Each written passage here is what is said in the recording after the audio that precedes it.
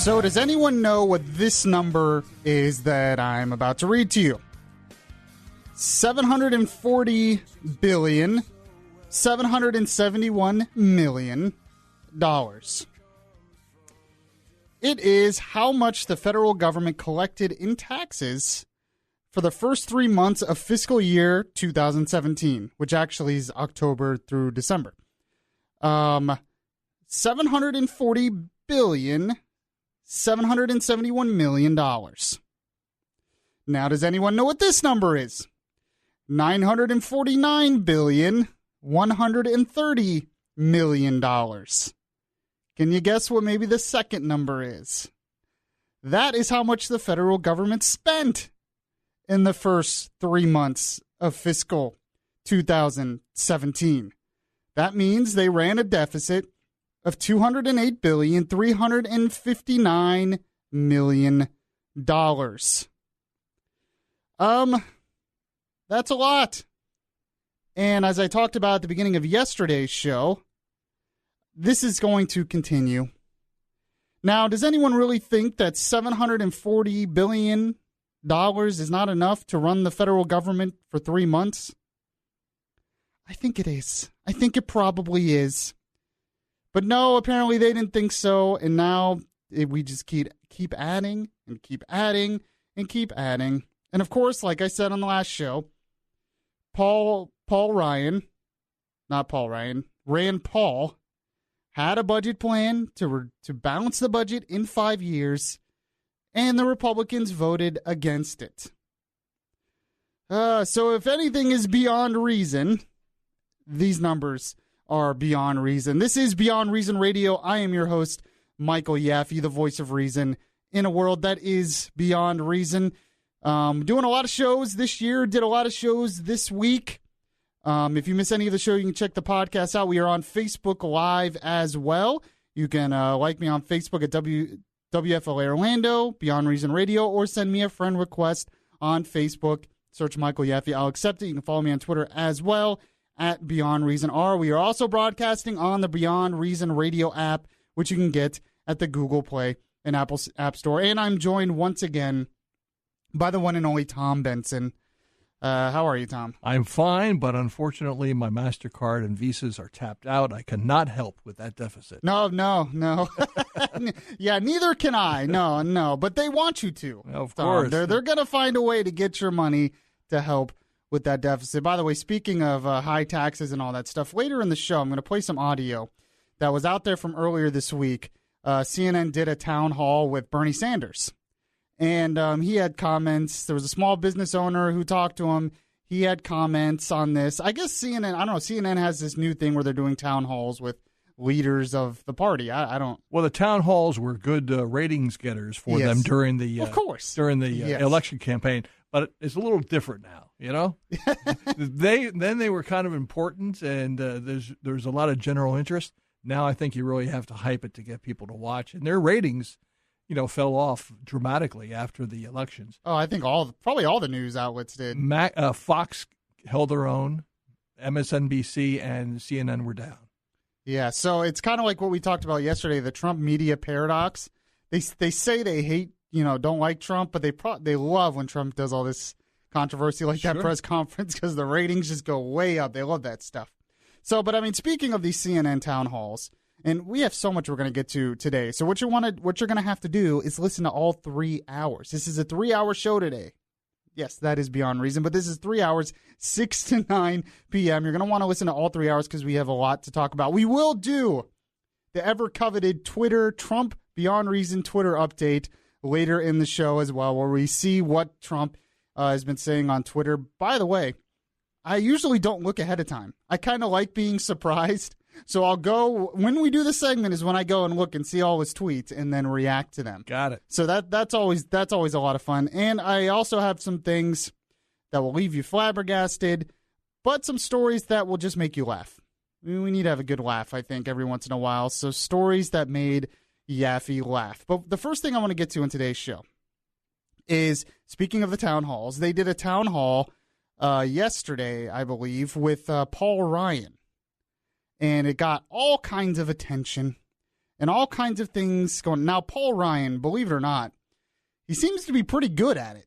He actually held himself pretty well. He comes off very likable. He is a pretty charismatic Speaker of the House, and I think he will continue to be that way. He seems to be front and center on a lot of things. He seems to want to get a lot of things done. So we'll see what happens.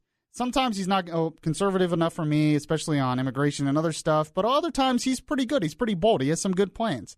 So I don't hate him entirely. I think he's a nice, genuine guy as well.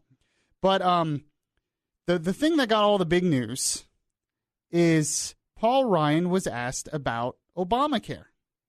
Now, you know CNN set this up because, we know how media works. Tom Benson, you've worked in media for a long time. I've worked in media for a long time. Sure, they want to be confrontational. They want to be. They know. Yeah, they know what to do. So they happen to find a guy who is a Republican, a lifelong Republican, and apparently was against Obamacare in the beginning. Then, according to this, he got cancer, had to get on Obamacare because he had a pre-existing conditioning of cancer, and it saved his life. Now, how CNN found this guy, I don't know, but I guarantee you CNN made sure that guy was going to ask a question. CNN made sure that guy was going to be there because they knew it would get all the attention, and they were right. It did, and it's compelling. And this kind of stuff is what makes people want, especially the Republicans, scared to just repeal it because they see this, and no matter the truth, no matter the facts, no matter the country as a whole, they see this and they know people tear up and they say, we have to have this. We have to have the government step up and give us health care. So I have the whole audio of the whole exchange here. And actually, Paul Ryan, he handled himself pretty well, believe it or not, when it came to this. He handled himself actually pretty well. But here's the exchange. The guy asked the question. Let me see if I can. Yeah, here it is. His name is Jeff Jeans of Sedona, Arizona. He stands up and he asks this question of Paul Ryan. Republican, and I worked for the Reagan. I was a Republican, and I worked for the Reagan and Bush campaigns. Just like you, I was opposed to the Affordable Care Act. When it was passed, I told my wife we would close our business before I complied with this law. Then, at 49, I was given 6 weeks to live with a very curable type of cancer. We offered 3 times the cost of my treatments, which was rejected. They required an insurance card.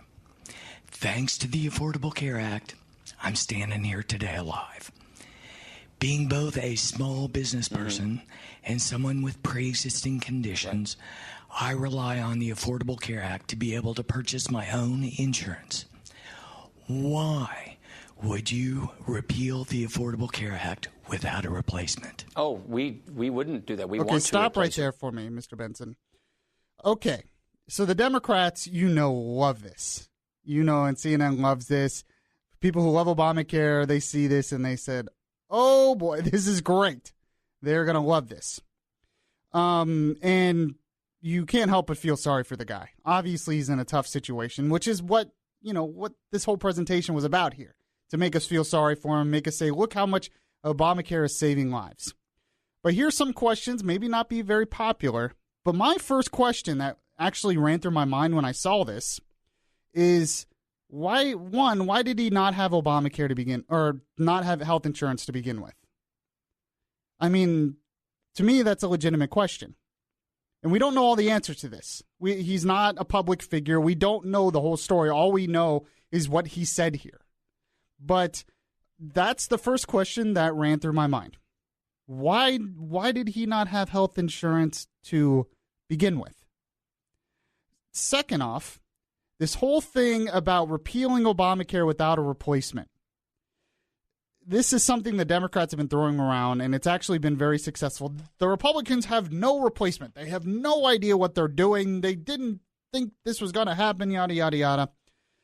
Actually, the problem isn't that Obamacare doesn't have a replacement. The problem is it has too many replacements.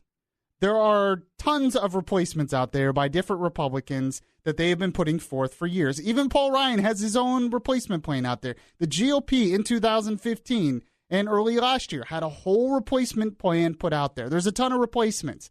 The problem is figuring out which one, putting them together, figuring out which one's the best way to get the most votes to get this passed. So it's a little bit of a misnomer that, oh, well, they just are just going to repeal it. And as Paul Ryan says, oh, they're not. But here's the other thing that I wonder about. There's a lot of other parts to Obamacare. He's obviously talking about one part, which is pre-existing conditions. Okay? Pretty much almost every Republican plan includes that. Now, there's a debate on whether it should, because that's one of the things that raises costs. But it pretty much includes something to deal with that. But there's so many questions I have for this guy. Like, one, why did he not have health insurance to begin with? And we don't know. Two, why, what doctor or what place would take 3 times the offer wouldn't take that money? For a pretty simple procedure of this cancer. Probably chemotherapy or something. He said he offered 3 times the money. And they said, no, you have to have an insurance card. Why would they not take that? That seems a little bit strange to me. Usually they'll take some form of money. It kind of portrays this whole image of doctors are evil kind of thing. The other thing is, why is it assumed that Obamacare was what was best to solve the problem? For all we know, he didn't have health insurance because it was too expensive, which Obamacare helped make a lot of it too expensive. But government has been in healthcare for years, way before Obamacare.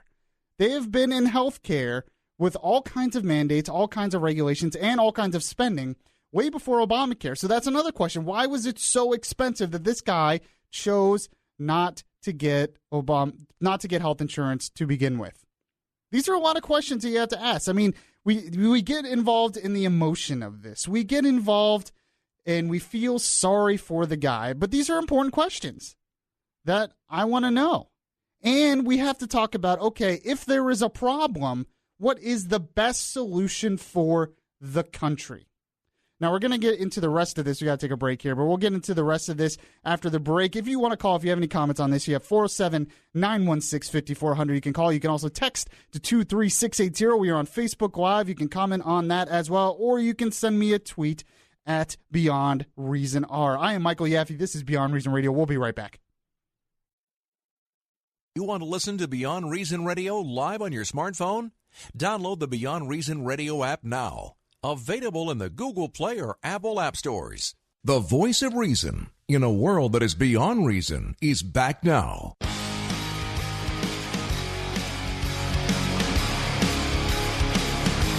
Yes, and you can text the show to 23680, call 407-916-5400. We're talking Obamacare. We're talking Paul Ryan. We're talking his town hall last night, which I guess CNN is going to start doing because they did it with Bernie Sanders earlier in the week. We're going to talk about that as well because there were some interesting comments in that town hall. But Paul Ryan was out there, and Paul Ryan, I have to say, like him or not, he's charismatic. He's likable. And I think, a lot of conservatives don't like him, especially on immigration. I completely understand that. And he's been kind of soft on some of the spending issues, not conservative enough for me. I get that. But the big story from the town hall last night is he was asked about Obamacare from someone who said he either worked or volunteered for the Reagan administration, said he's a lifelong Republican, said he was against Obamacare, got cancer, says Obama saved his life with Obamacare.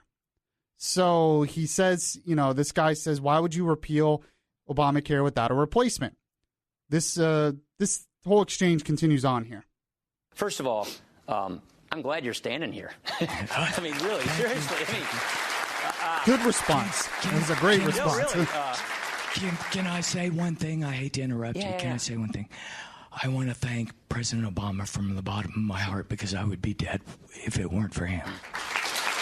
See, this was definitely set up. We believe that state high-risk pools are a smarter way of guaranteeing coverage for people with pre-existing conditions. We had a really good one in Wisconsin.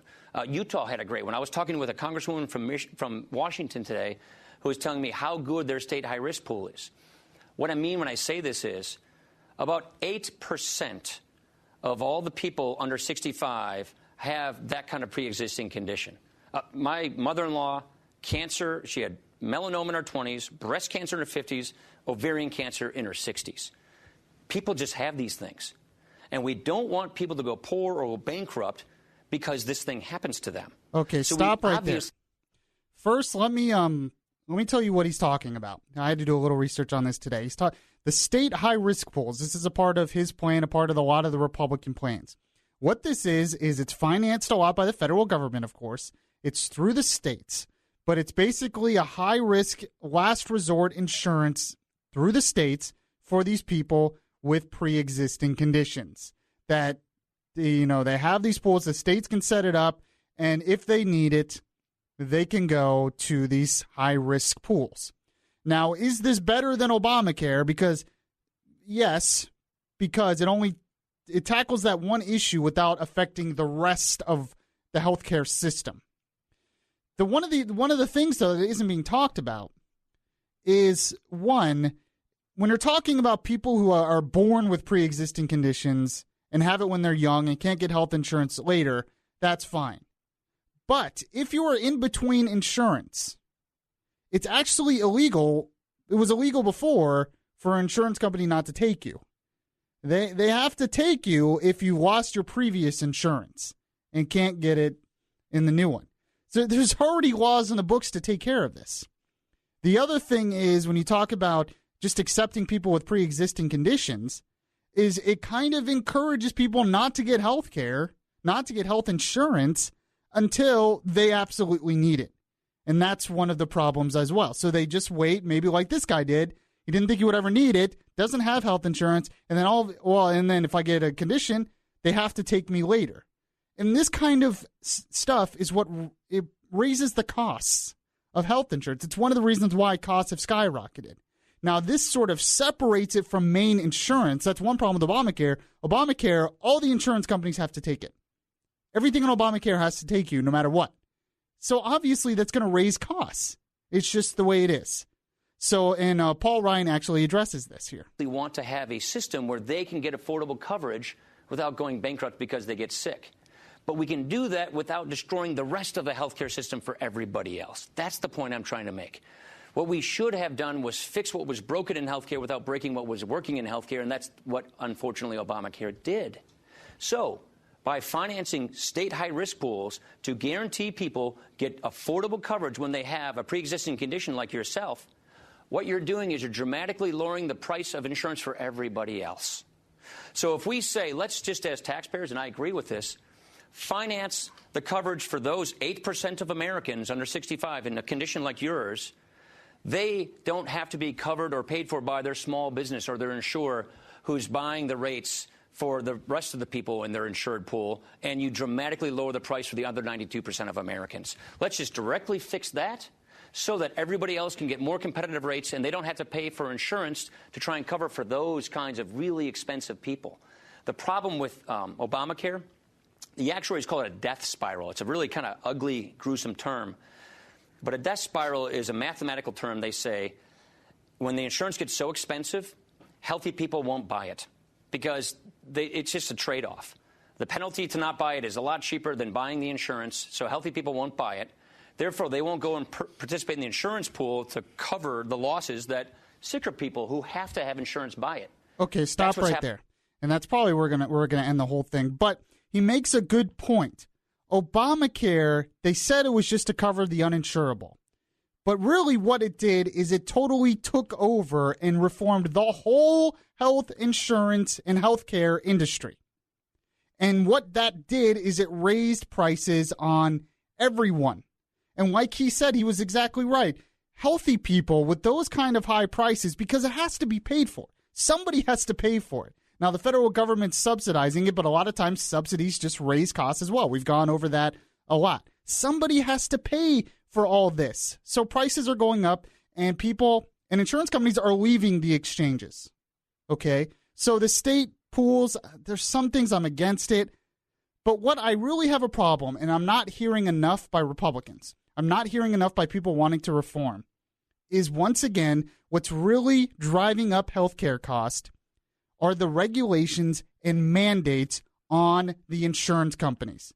This goes beyond pre-existing conditions and all that stuff. And I looked up, under the healthcare law, okay, the lowest plan, the lowest healthcare plan has to cover 60% actuarial value. Not only that, but the lowest, the minimum health insurance you can get under Obamacare has to cover laboratory services, emergency services, prescription drugs, mental and health substance abuse, maternity and newborn care, pediatric services, rehabilitation services, ambulatory patient services, preventive and wellness services, and hospitalization. 10 services, and we don't even know the details of all of those things. I don't have time to get through them all. But it has to cover all of those things. So that costs money. If you force all the insurance companies, even with the minimum requirements to cover all of those things, that costs money. What if I don't want it to cover all of those things? What if I just want insurance that has a high deductible that covers, say, worst case scenario things? That if I get cancer, or if I get in a car accident, or if I get something, then I have insurance, but I'm pretty healthy, I'm young, I don't have the money, so I can just pay the rest cash if I really need it. Why can't we have that available? Because if we had that available, if we had more options, if we got rid of these mandates, it would get rid of the rest of the it would get rid of the high prices. It would get rid of the skyrocketing prices. It would give people options. And there would be more competition, and it would lower prices on all the plans. But I'm not hearing this idea from the Republicans. I'm not hearing this idea. They're talking about pre-existing conditions, but they want to keep all these minimum requirements. They want to keep all these mandates. This is a problem. Even if you get rid of the exchanges but keep all these regulations, you're still going to have a major problem in healthcare. 407-916-5400. In the next segment, we're going to take a quick break. In the next segment, we're going to talk with our friend from the Daily Wire, Amanda Perseguacamo, on a story that she has. Christianity is the most persecuted religion in the world? Really, she has the evidence. We're going to get to that as well, and a lot more to talk to. This is Beyond Reason Radio. If you miss any of the show, you can download the Beyond Reason podcast on iTunes. This is Orlando's Smart Talk Radio. Beyond Reason Radio continues now.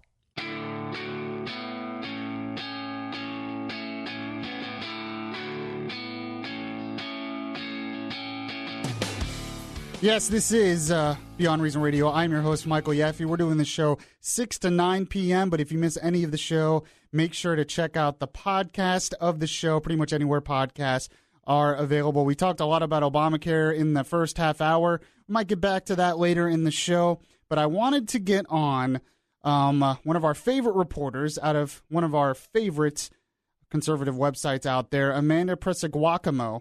And she has a story here that's kind of concerning. I'm not necessarily surprised by it, but it definitely caught my attention.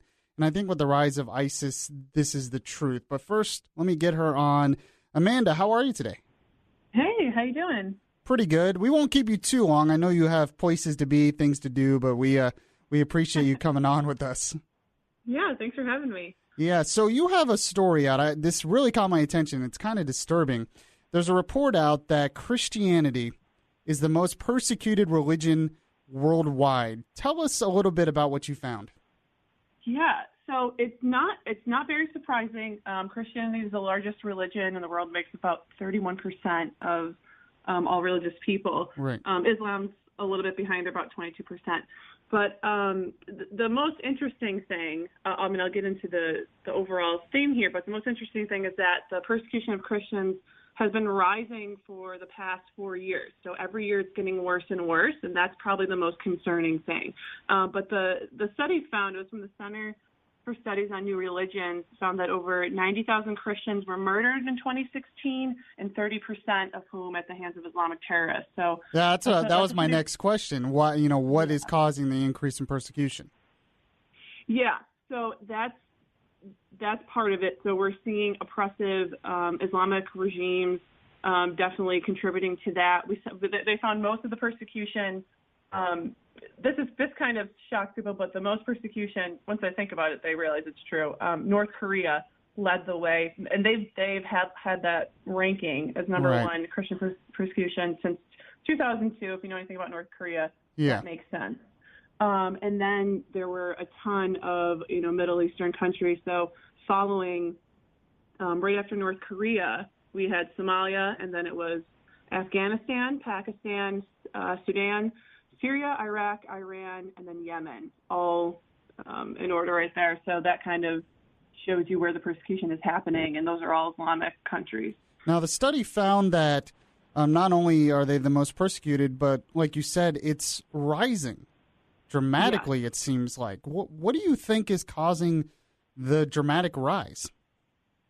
Yeah, that data is from Open Doors. That's a Christian advocacy group, and they kind of keep tabs on this stuff. And they've seen a rise for the past 4 years, and they contribute it to again, Islamic extremism is kind of on the rise, and they say that that's attributing to this big rise, because of course North Korea has been at the top, has been there. There was a huge uptick in I believe it was Pakistan. They saw like huge numbers that they hadn't seen before. So Islamic extremism is definitely contributing to the hike in Christian persecution. Do you think there is any way to stop this? Well, this kind of happens when America retreats. We've kind of seen this under Obama. I mean, that ISIS, is what it is. The JV team is not a JV team because we retreated. So when we kind of take a step back, this kind of happens. Someone fills that void, and Islamic extremism is a huge problem. We can't, a lot of people don't want to put troops on the ground, but this is kind of the price that we pay. So there needs to be some evaluating as to what we do under President Trump when he's in office. And I think he's kind of taken a hardline stance against ISIS. So we'll see what happens. But if we don't do anything, this is part of the repercussions. Yeah, and there's a lot of talk, especially on kind of the libertarian side, that we really shouldn't do anything, that maybe we shouldn't be involved in the rest of the world. Although I have heard I think Rand Paul said we should not give foreign aid to countries that persecute Christians. I don't know. Do you think that'll ever happen, though? I feel like that's not going to happen anytime soon. Yeah. I mean, we can directly fund a lot of things, but it's just, it's really complex. But the libertarian foreign policy never really grabbed hold of me. Once we see what happens when we retreat. I think there's definitely some evaluations we can look at as to, trying to build democracies or nation building. I think that's a fair question to kind of look at. But when we completely retreat from the world and we don't want to be that force, when we're not at least, talking tough and following through, like we're not drawing red lines and then letting people cross them and then doing nothing. When we don't hold that power, this is what happens. So at the least, we need to follow through on our word and get some of that clout back, because otherwise, it's just we see what happens. I bet if you tell a lot of people this, I don't know if you've talked to anyone personally about this, but I bet at least in America, I bet they're probably surprised by this, because I guess in America, we are very blessed here that we don't face that kind of level of persecution. Have you noticed any of that? Just people really shocked by this? Yeah, I think I think that's true.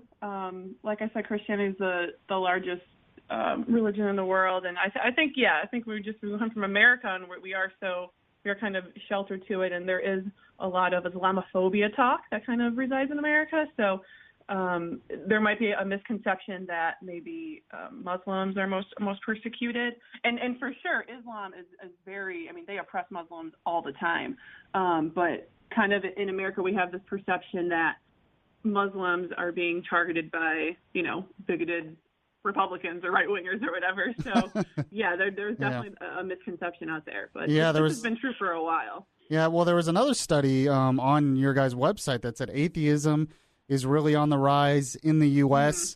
That I'm going to talk about it a little bit. That kind of troubles me.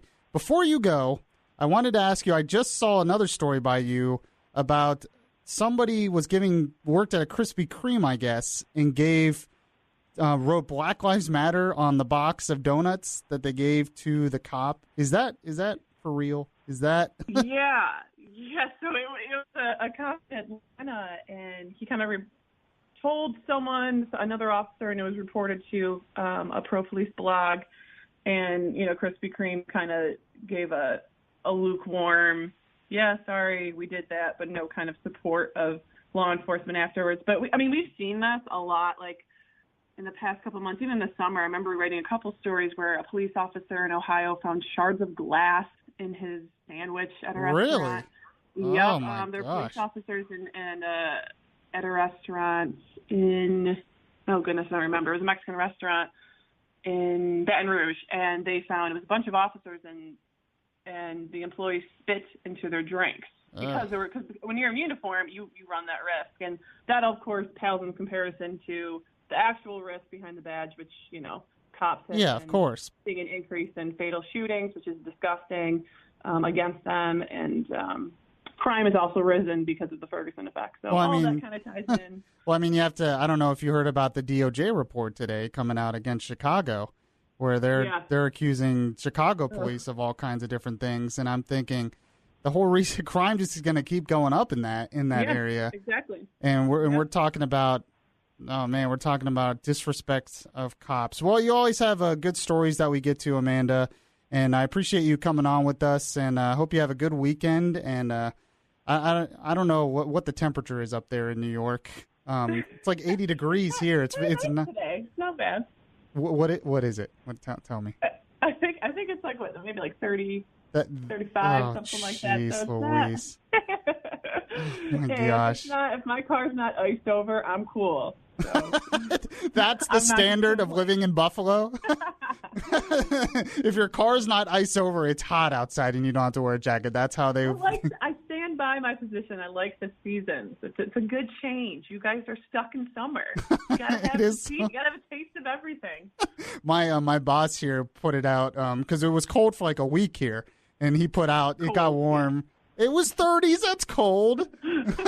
Jeez, making fun of us up there. No, but it was cold for a week here, and then he put out on his Facebook, he goes, summer's over. Glad I survived it. It was just like a week.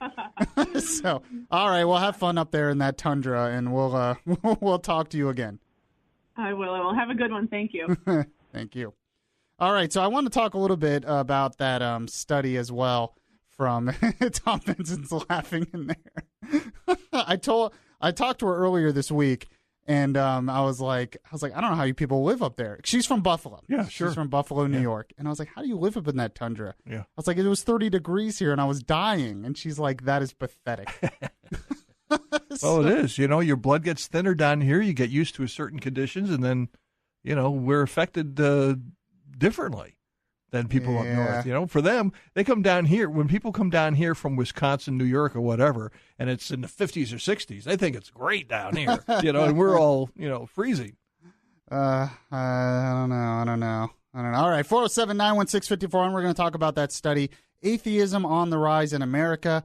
It kind of attributes it to Obama a little bit in the story. I would not do that. I don't think really Obama has a whole lot to do with it.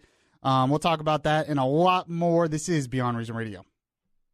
Download the iHeartRadio app and catch the Beyond Reason Radio podcast. The conscience in your ear telling you the difference between right and wrong. Yaffee is back on the air.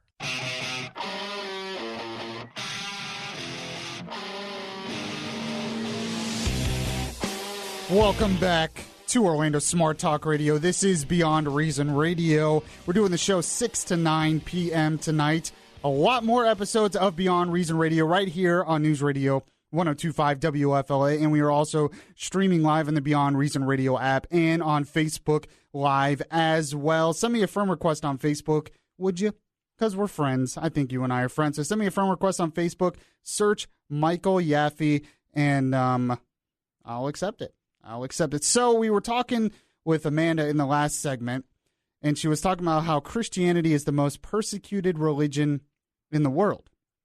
And I could assume that a lot, like we talked about, a lot of Americans would probably not really think about that, because we're extremely blessed here to not have to deal. We have certain persecutions as Christians, and it seems like the animosity towards Christianity in some circles is growing, especially when it comes to, traditional marriage and stuff like that, or if you're against some things going on in our pop culture because it's against your religious beliefs, you're kind of branded as a bigot.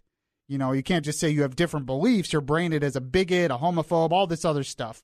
And that's out there, but that's completely different than, say, what's going on in certain parts of the Middle East and Africa and, other parts of Asia, where groups like ISIS are slaughtering Christians.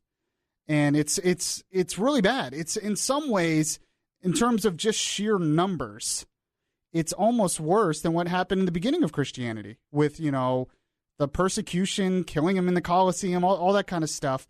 The numbers now are astounding. The amount of Christians that are being slaughtered by groups like ISIS, it's disturbing. So I wanted to get that news out there.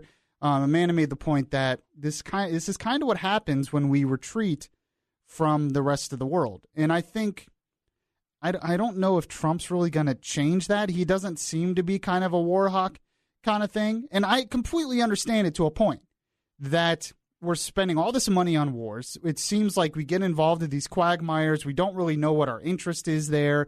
We want to do nation building. It costs tons of money. It costs human lives. It does all this other stuff.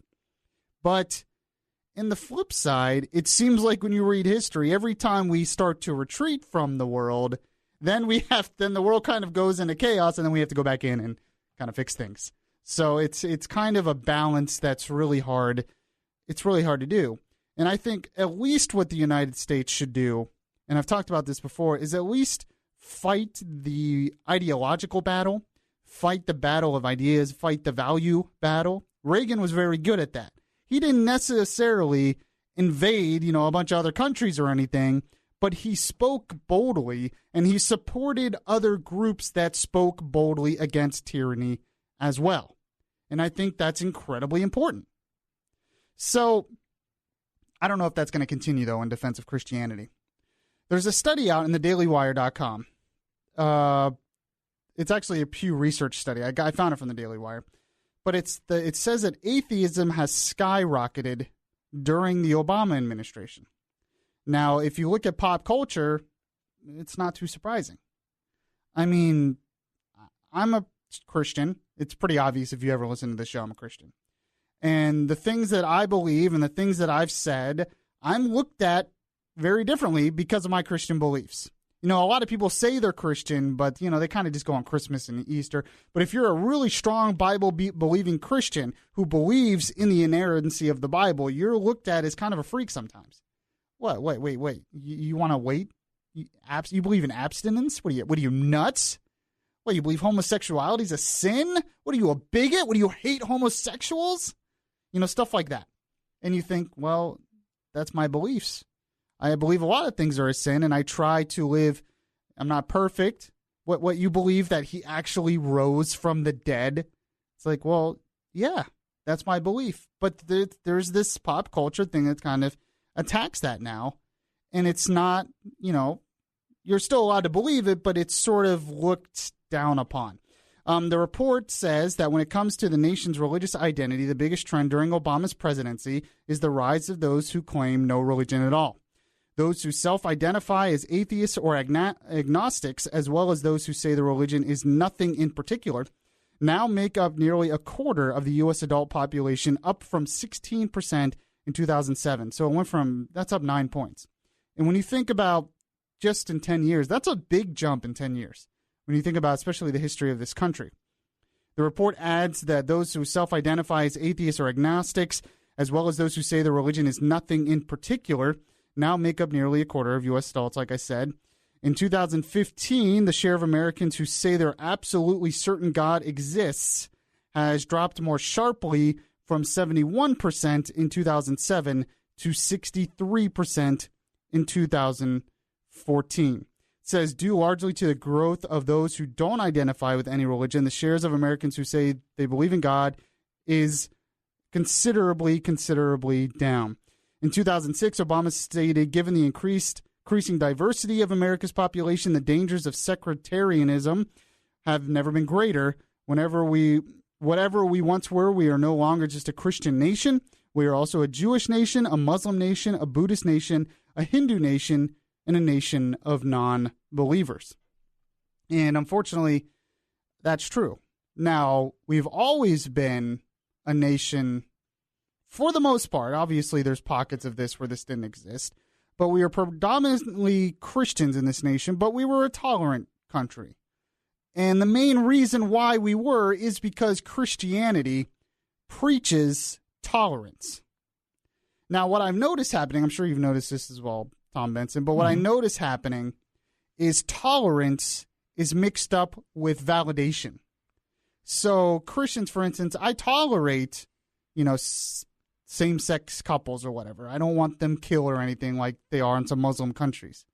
That being said, because I tolerate them doesn't mean I accept and I want to validate what they're doing. Or approve, yeah. Or approve. Right. And, I have friends that are gay. I have friends who have had abortions. I have friends who premarital sex, cohabitation before marriage, all that stuff, which is against my religious beliefs. But, I still tolerate them. Doesn't mean I want to prove it, but they want validation now. A lot of these groups attack Christianity because they want validation. So I think it could have negative consequences on our society in the future. All right, we have so much more to get to. The Department of Justice came out with a new report on Chicago and their police department in Chicago. Why are they doing this now? And what are the effects going to be of what Loretta Lynch is doing? This is Beyond Reason Radio. I am your host, Michael Yaffee. 2 more hours to go. We will be right back. That nothing comes from indifference.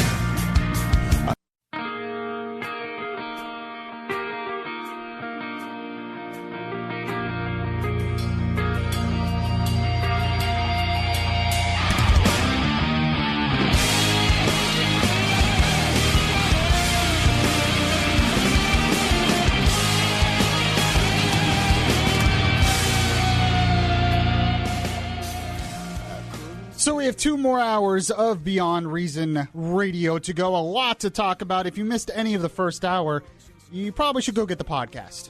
Probably should go do that. Because we talked about Obamacare. We talked about Paul Ryan's town hall. We talked about how much the debt has gone up just in the first 3 months of fiscal year 2017.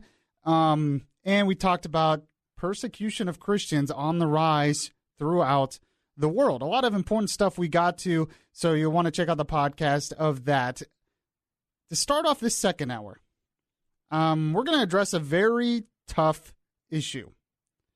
And I've talked about before how these issues really are hard for me to do, because when it comes to race issues, I feel like no one is objective.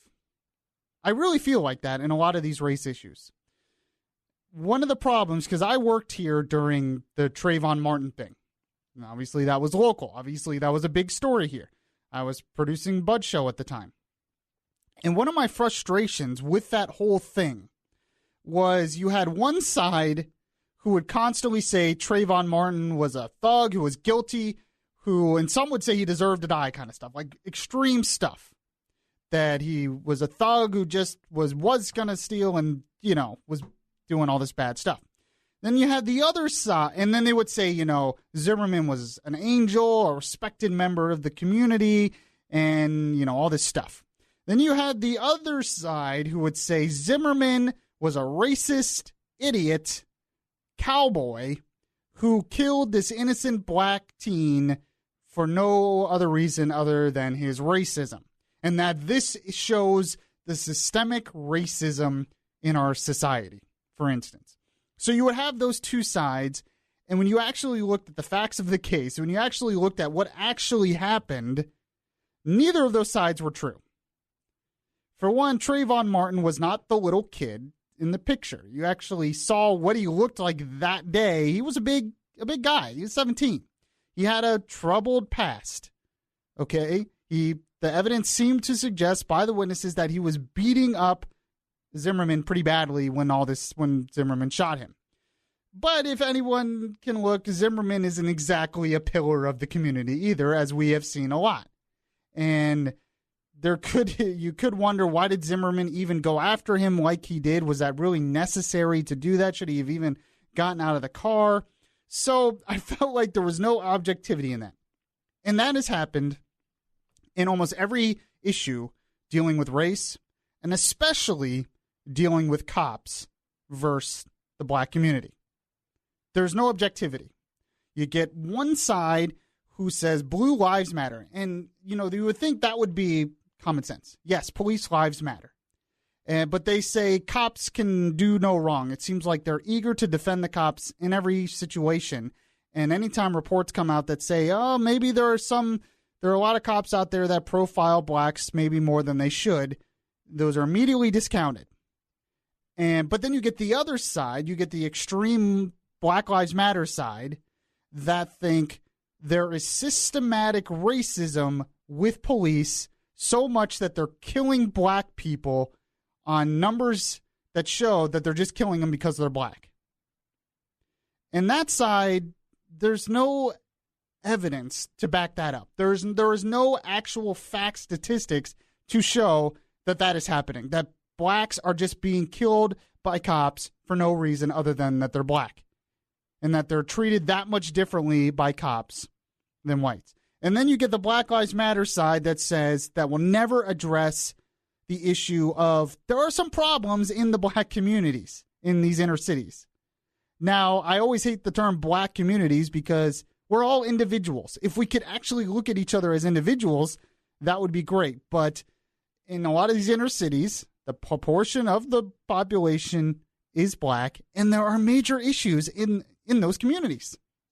And to think that is not going to have an effect on how police do their job is crazy.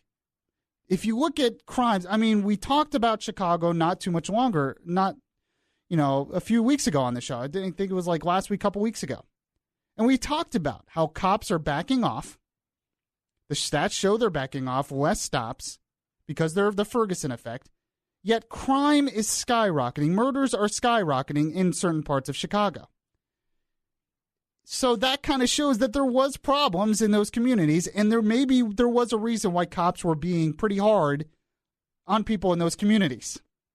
It's easy for us from the outside to say, well, cops shouldn't do this, when we don't have to deal with that kind of stuff every day, especially in cities like Chicago. When you have to deal with that kind of crime, that kind of excessive crime every day on the job in places like Chicago, and you think there's not going to be some times where cops make mistakes or maybe cops go a little too far, you're crazy. Now, does that mean they should get away with it if they murder a black person for no reason? Of course not. But often what happens in these situations, we had all these situations where a cop killed a black person and everybody rushed to judgment before we knew everything that was going on. And we have a perception in this country. And then there was a Pew Research poll that came out recently that said that even among policemen, cops, even black policemen, think differently than white policemen. So you would think even the police would agree. No, even people in police departments, and I need to look up those stats again. We talked about it on the morning show. Even people in police departments look differently based on race. So you have black cops who actually think there's a problem of excessive force by cops on blacks. But you have white cops that think, no, there's not. So what does this tell me? That tells me that, they work the same job. They see the same things every day. But they have a completely different perception on what they see every day. And we've talked about this many times. Perception is often reality to many people in this society. And we have so much perception that has been created based on racial lines that no one can seem to be objective on this issue anymore. No one. Does anyone agree with me, by the way? 407-916-5400. Loretta Lynch, right now, Department of Justice, head attorney general, came out with a report today on the Chicago Police Department saying there is a history of them using excessive force against blacks. This is what she said today. The Department of Justice has concluded that there is reasonable cause to believe that the Chicago Police Department engages in a pattern or practice of use of excessive force in violation of the Fourth Amendment to the Constitution. Our investigation found that this pattern or practice is in no small part the result of severely deficient training procedures and accountability systems. The people of this city have recognized that there is work to be done, and they've committed themselves to seeing that work through to the end. And the Department of Justice will stand beside you along the way. We found constitutional violations in the use of force, including deadly force, across lines. However, what we do see is that where you do have a greater police presence in minority communities, the impact of that lack of trust is felt to a greater degree in those communities. So they found out that the more police are in a community, the less they trust cops. But why? Why is that? Now, this is what I have the summary report here by the Justice Department on this, and this is what they found. Shooting at fleeing suspects who presented no immediate threat. Shooting at vehicles without justification. Using less lethal force, including tasers, against people who pose no threat. Using force to retaliate against and punish individuals. Using excessive force against juveniles. In addition, the following practices contribute to the pattern or practice of excessive force. They said failing to effectively de-escalate situations or to use crisis intervention techniques to reduce the need for force. Employing tactics that unnecessarily endanger officers and result in avoidable shootings and other use of force. Failing to accurately document and meaningfully review officers' use of force. So they have a lot of stuff, and they're putting a lot of this at blame on how the officers are trained, how the leaders of those police departments, and my big problem is this.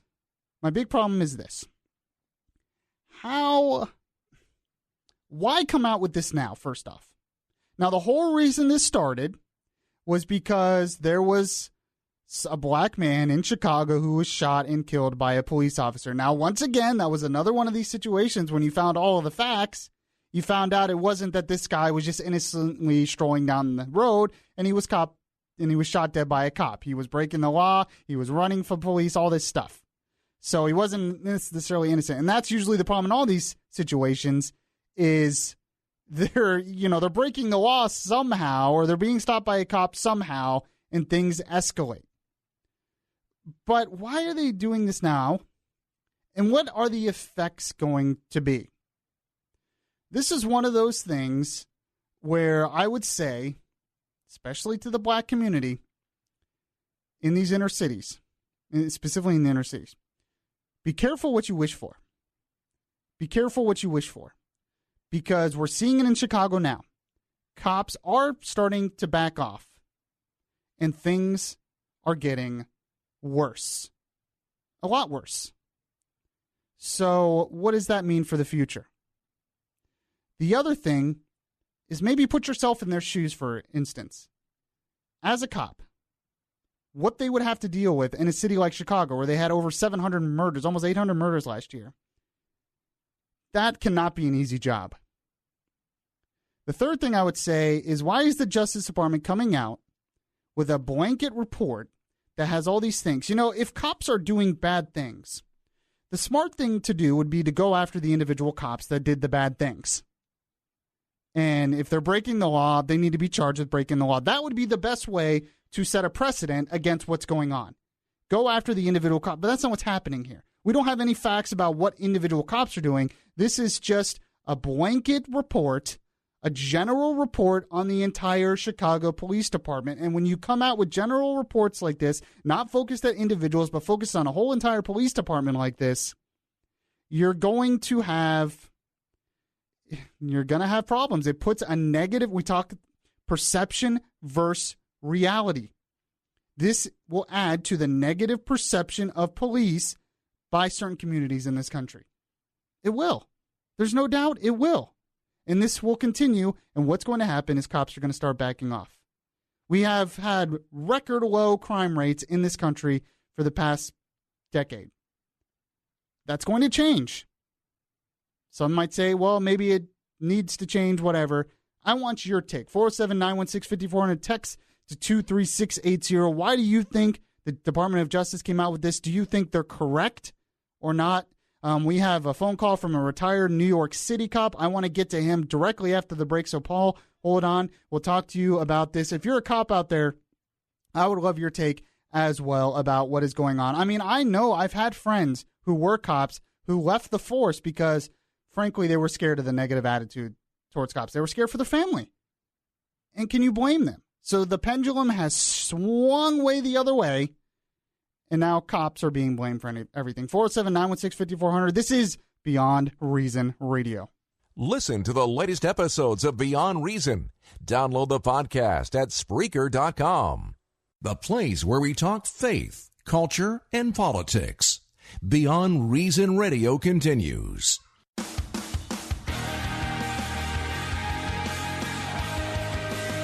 Yes, Beyond Reason Radio continues. We do talk faith, culture, and politics. And we've been doing this show a lot. If you want to know when we're going to be doing the show, just send me a friend request on Facebook, and I will accept it. We've been talking about the Department of Justice report on the Chicago Police Department coming out, scathing report that basically accuses them of a lot of damning things.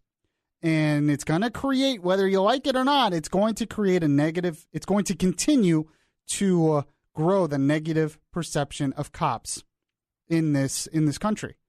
And, you know, that's why I say when people are not being objective on this, you know, you look at what the Black Caucus did this week. They put up a painting again. You know, they do that in the halls of Congress. I've actually seen it personally. They put up paintings by different constituents, and there was one painting that portrayed cops as pigs. And it was a Black Lives Matter thing. So if you want, you know, people to support you, like, I'll tell this to Black Lives Matter. If you want people to support your movement, don't do stuff like that. Because that's the kind of stuff that makes it think they can't support you, because now it goes to the extreme other side that cops are just pigs and bad people and all this stuff. So if there's a problem of excessive force, that's fine. But it always goes to this extreme, often on both sides. Now, I have a call here from a retired New York City cop, and I'm very curious about his take on this as well. And he has much more experience on all this than I do. I've never been a cop, never done a ride-along, but I'm sure their job's a lot tougher than maybe a lot of people realize. Let's talk to Paul in Orlando. Paul, how are you? Very good, thank you. Happy New Year to you. Yeah, Happy New Year to you as well. So what's your take on this Department of Justice and basically on the movement that seems to be pretty negative against cops in this country? Well, I basically do not really appreciate federal agencies investigating local police on a couple of levels. First of all, too many of them have never actually worked on a local street, local law enforcement type of situation. They're feds.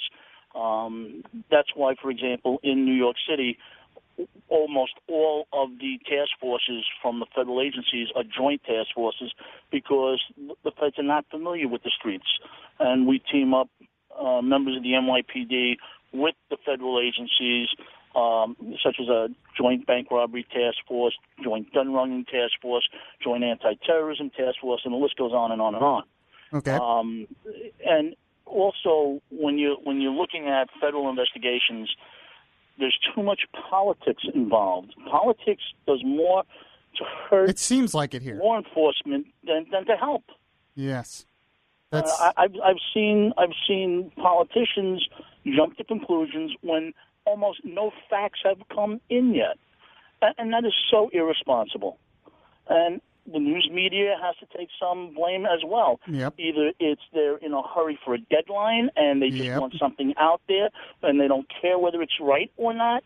But the news media has such an awesome responsibility and are so blessed with the First Amendment. They have to ensure that they get it right, because when they get it wrong or intentionally skew a story to fit their own ideology, they are themselves assaulting the First Amendment. And we never, ever want to lose our First Amendment right. Never. Now, what part of New York were you a cop, and how long were you a cop there? I was in New York City. I remember the days pre-Giuliani. I'm a two-timer with terrorist attacks. Really? Wow. The first World Trade Center attack in 93 and also 2001.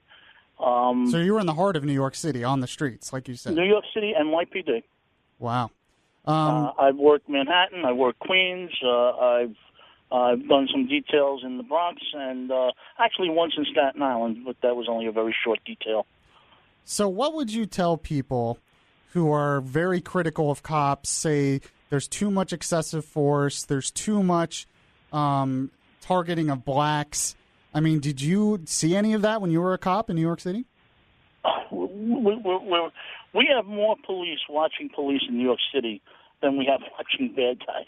Oh, okay. I really don't know. I've been retired now for a good number of years, but in the day when I was on the job, not only did we have Internal Affairs Division, it's now Internal Affairs Bureau, we had Field Internal Affairs Unit, we had duty captains that went around, just all they did was inspect guys that are on patrol.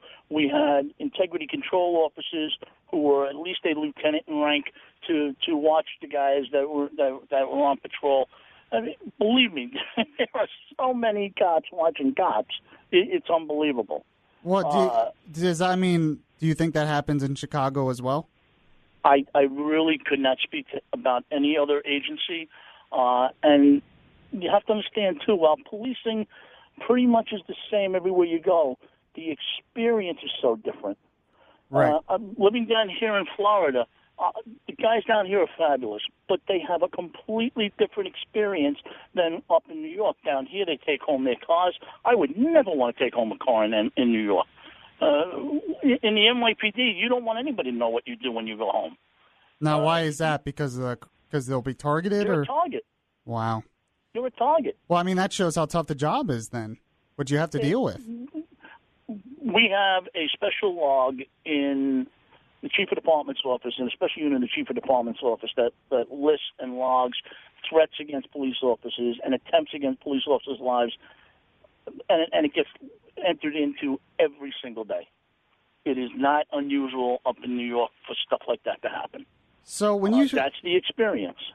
Well, it just, and this is the whole thing. I feel, and you made a good point that a lot of times, it's the federal government, it's politicians who've never been cops making judgments on these kind of things. And to me, at least in places like Chicago especially, I think it's easy for us to look on the outside and say they shouldn't do these things. But then when I looked that they have almost 800 murders last year, I'm guessing their job's pretty tough.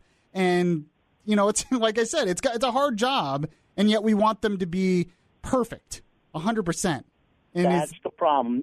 People are expecting perfection, and we are like everybody else in the community. We're living, breathing individuals. There are so many facets to this story. Yeah, are there bad cops out there?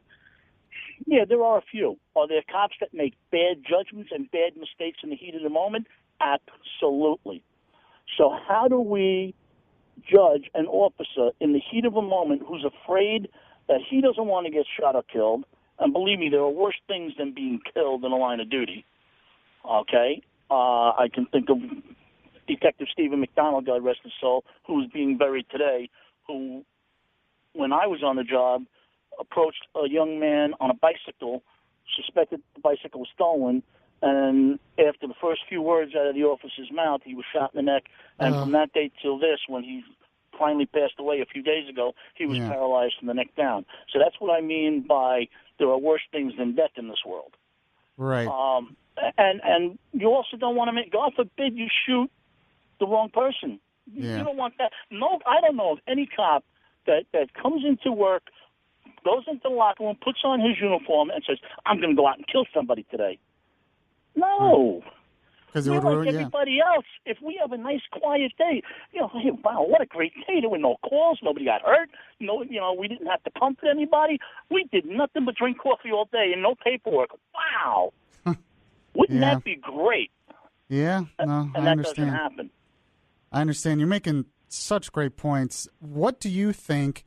Is there a solution to this divide over police in this country? Well, a lot of departments are talking with the community, but we have to remember when there are so many things that can be done on the police side without pointing fingers at the officers. Number one, training. We don't have it, and I'm not talking about training to teach the cops how to do the job better. Mm-hmm. All right, I'm talking about in-service, ongoing training. Almost every officer out there in this country, they go to the academy, they get done with the academy, they go hit the streets, and that's it. I mean, look at baseball, football. There's training all week long. They practice. Right. Okay, things change. When I came on the job, we really didn't have to worry about terrorism. Now terrorism is a big thing. Now that's something else they have to worry about. But training costs money. What gets cut in the budget right away? Training. Equipment. We need the proper equipment, and the officers have to be able to rely and depend on that equipment. And, that actually brings up another point. I'm hearing a lot of people, they're against the so-called militarization of police. Do you think there's anything to that there's too much militarization of police? Oh, absolutely not. And on top of that, you're expecting us to go up against terrorists? Well, yeah. And seriously? Yeah. It's kind of interesting how we talk about we are against the militarization of police, and then something like Pulse happens where they need that equipment, and all of a sudden you don't hear the complaints when that's happening. I know firsthand what it's like to be outgunned. When I first came on the job, when I first became a New York City police officer, my weapon, and everybody else had to carry the same weapon, was a 6-shot .38 revolver. And we were going up against guys with semi-automatic handguns. We're talking about being outgunned. Wow. And that went on for a very, very, very long period of time because the politicians did not want us to have 9mm. They were afraid we'd shoot up the town. Really? Seriously? Geez. Remember, we're the good guys. We're the guys you call when you have a problem, when you need help. I mean, the people who make decisions that directly affect police departments, and they never speak to the rank and file. They speak to chiefs and administrators, but they don't speak with the police officers, the sergeants, the detectives who are on the street doing the job. Wow, I have like so many. This is a great call. I have so many questions for you because you seem to have a lot of experience on this. The other thing I notice is the left often talks about they want gun control. Because, well, that's the police's job to take care of you when, when something bad happens, and then they bash police when they actually do something. So it's kind of that's just something I just thought of. Do you have a take on that as well, on gun control or anything like that? Gun control, first of all, I love the Second Amendment, but you have to remember that it's not the honest person who goes and gets the carry permit who is going to do a crime. The criminal is not going to obey gun laws. They're not obeying any laws. That's why they're criminals. Gotcha. Now, does there have to be also some consideration by individuals who want to go out and buy a weapon? Absolutely. They got to think long and hard on it, and they need to be able to go and get some training. And I'll be honest with you. I've had people, as a New York City police officer, well, should I get a gun from my home? Police officers can't really talk to you when they're when they're active duty. We're restricted in what we can say. Right. Because well, yeah, of course. Takes a very dim view of us. Yeah. Giving our opinions. We kind of lose our First Amendment right when we say I do. We're taking the oath of office, and we all understand that. But as a retiree, let me tell you something. If you're thinking of getting a gun for your self-protection, you better answer this question in your heart. Am I capable of pulling the trigger and taking a life? because there's no such thing as, well, I'm going to have a gun and wave it around and scare somebody. I'm sorry, that does not work, because that criminal is going to take your gun, especially if you go up against a hardened criminal who's been in prison, which is just another training ground for criminals. You better think long and hard before you get a gun, because it is an incredibly awesome responsibility to carry a gun, and quite frankly, many times it's a pain in the neck to carry a gun. Paul, I really appreciate your call. I appreciate everything you did for the city of New York all those years, and really great take on this. And we're going to talk about this more. Feel free to call again, my friend. Thank you so much, and you have a wonderful evening, and my best to you and your family. Happy New Year and a healthy one, and God bless. All right, God bless you too. Wow. That was a really interesting call, a lot.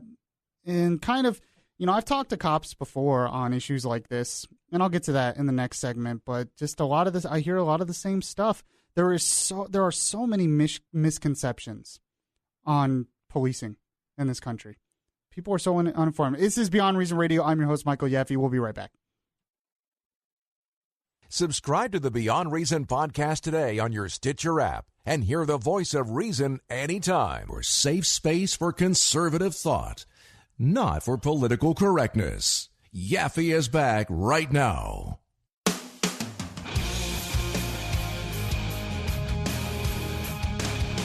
Yes, I am also on Facebook Live as well. You can follow me on Facebook. You can like Beyond Reason Radio, like WFLA Orlando, or send me a friend request on Facebook and see us on Facebook Live. I had one comment that says, I have nice eyes. They're happy they can see me and don't just hear me on the radio because I have very nice eyes. So I've actually, a lot of people compliment me on that. I don't know what it is, but people like my eyes. But anyway, so if you want to see Yaffee's eyes and agree or disagree on whether I have nice eyes or not, like this listener says. You can, I hope it's a young lady.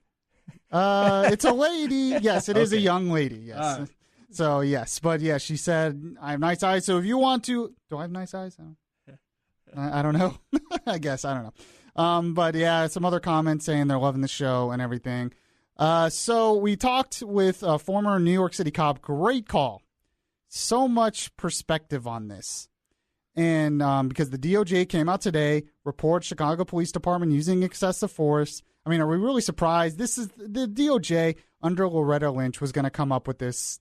We all knew this. No matter what the evidence was, they were going to make sure that they were going to say the police use excessive force. I'm sorry. They're political. They're under Obama. This has been their agenda since the beginning. I am very, very certain of that. That being said, we're talking about perception versus reality. And that cop gave us a lot of reality, the last caller. And Tom Benson producing today, you have a lot of stats that kind of go along with this line of perception against cops versus reality. Well, it comes from an opinion piece for the Wall Street Journal this week, written by a guy named Jason L. Riley, who I have no idea who he is.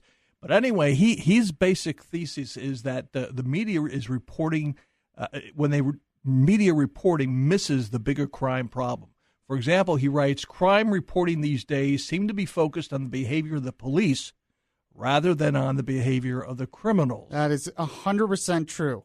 I mean, all of these times, pretty much 99% of these times where police, even if they use excessive force, they're dealing with criminals. It's not like they're going to some random person and shooting them in the head for no reason. Or a Boy Scout. Yeah, exactly. He says in his piece that police shootings of black men are rare, but when they do happen, they get far more media coverage than when black civilians shoot one another. Yes. Which is much more common. Yes, it is. There were 4,368 shootings in Chicago last year, according to the Chicago Tribune's crime database. Almost all of the shootings were black, and more than 99% of the shootings were carried out by civilians, not by cops. Obviously, young men in Chicago don't roam the streets in fear of getting shot by police. When the media is not indulging liberal activists, he writes, by pretending that police shootings drive black homicide rates, they're playing down the very episodes of black criminality shown in videos. For example, for years, Asian students in public schools have complained of racially motivated harassment and bullying by black students. Surveillance cameras have caught young black men playing the knockout game, which involves a sucker punching random white pedestrians. Cities from Los Angeles to Philadelphia to Baltimore have experienced what they call wilding incidents, which involve flash mobs of black youths rampaging through a mall or convenience stores and physically attacking people in the process. Most violent crimes involve a perpetrator and a victim of the same race, but when they don't, incidents of black-on-white crimes far exceed the reverse scenario. In 2012, blacks committed 560,000 acts of violence against whites, excluding homicides, and whites committed less than 100,000 acts of violence, excluding homicide against blacks. See, and this is what I'm talking about. If we ignore that reality, we're never going to solve anything. Right. Now, what a lot of people will tell me is the reason why all that exists is because the system is racist. And the system is racist against blacks, and it creates this problem. When you talk about, this is another thing I hear, the systematic racism. What does that mean? What is the system? The system is people. So when you're saying systematic racism, you're talking about people in the system being racist. Is that the truth in this country? A lot of blacks believe it. Well, obviously, we're not in an inner city, but I remember back in the day, they would call that type of attitude a cop-out. You know, most people know the difference between right and wrong, and you should do the right thing, not the wrong thing, just to belong. And see, and this is the other problem. They complain about drug laws and enforcement, but the best way to prevent that is don't break the law. If you don't break the law, you're not going to have these problems. Now they'll say, that's easier said than done. And, in one way, I will agree with blacks on some of this. A lot of this started with the Great Society and the war on poverty and the welfare state that went into the inner city communities and created a whole dependency on the federal government, and that destroyed families. And if that definitely had an effect on those communities, because it didn't used to happen in black communities. They didn't used to have all these crime problems. So that's the real issue here. The culture in those communities has a problem, and it needs to be fixed, but they have to admit that there's a problem. And a lot of times they'll tell me, certain groups will say, yes, we admit there's a problem, but I'm not really seeing that on the ground. Mm-hmm. It seems I'm usually hearing a problem in our education system that's systematically racist. Our criminal justice system is systematically racist. Our economy is systematically racist. But I don't see evidence of that. The one comment that Paul made is he referred to people who go to prison as going to a training ground. And I have a friend from years ago who had a friend who ended up in a federal prison. And my friend checked with his friend, hey, how you doing? Wrote him a letter. He wrote back, you won't believe all the great contacts I'm making here in jail for the future. Yeah. I mean, then there's con men and there's evil all the time, Yeah, that's a good point. Now, so then maybe we need to reform the jails. I don't know. I don't know necessarily what the solution is. Most likely, we have to get past this reality of blaming someone else. Because this is what we do. Everybody in our society, every group in our society, all they do is blame someone else for their problems. Instead of addressing, maybe it's you. Maybe it's your community. Maybe you need to fix it. And that's why I had such a problem with Obama's speech, his farewell address. People were like, oh, I got in a Twitter battle with someone. It was such a great speech. And I'm like, why? All he did was tell you're a victim. Each group is a victim of something somehow, victim of the system, and the government will come and save you. Do you understand the kind of mentality that creates in society? Especially when most of it's not true because we live in the most prosperous free society in the history of the planet. 47916-5400. I actually have a good some audio from Ben Carson on that very thing, which we'll get to in the next segment. This is Beyond Reason Radio. I'm your host, Michael Yaffee. We'll be right back. If you like Beyond Reason Radio, well, make sure to show it by liking the Facebook page at facebook.com/Beyond Reason Radio. Your voice of truth in a world of fake news. Beyond Reason Radio continues right now. Oh, we talked a lot about some deep issues in this hour, and I want to play some audio here. By the way, this is Michael Yaffee, Beyond Reason Radio. You all know what this is. You all know who I am. You all know what this show is. So, there's some audio here of Ben Carson. Now, he was at a Senate confirmation hearing earlier this week because he is being up for Housing Urban Development Secretary. And a lot of people question whether he has the qualifications. Now, these same people didn't care that Obama had no qualifications to be president. But qualifications, it's a tough word. When you talk about head of government, judgment is really what matters more than qualifications.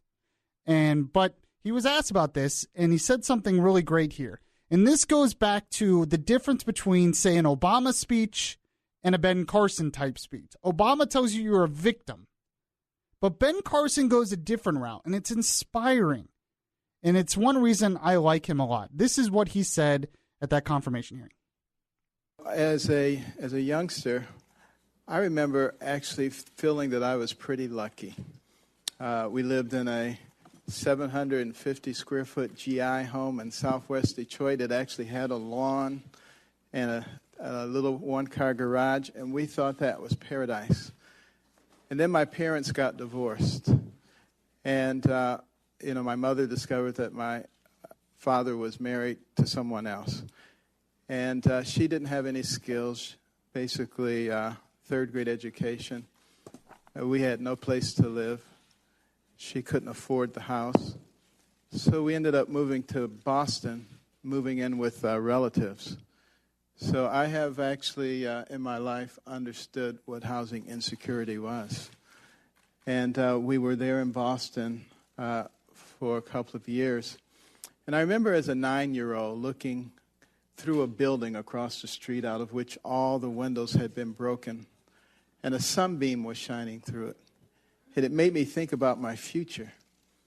I remember thinking that I probably would never live to be 25, because that's what I saw around me. But my mother had very different ideals.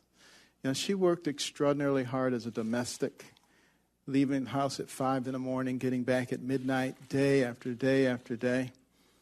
And her strong desire was not to be dependent on anybody else. And people were always criticizing her, and they said, "You have 2 boys, you can be on 8 dependent children." And she said, "No, I can't." And she worked very hard. She would sometimes take us to the homes that she cleaned. And many of them were fabulous homes.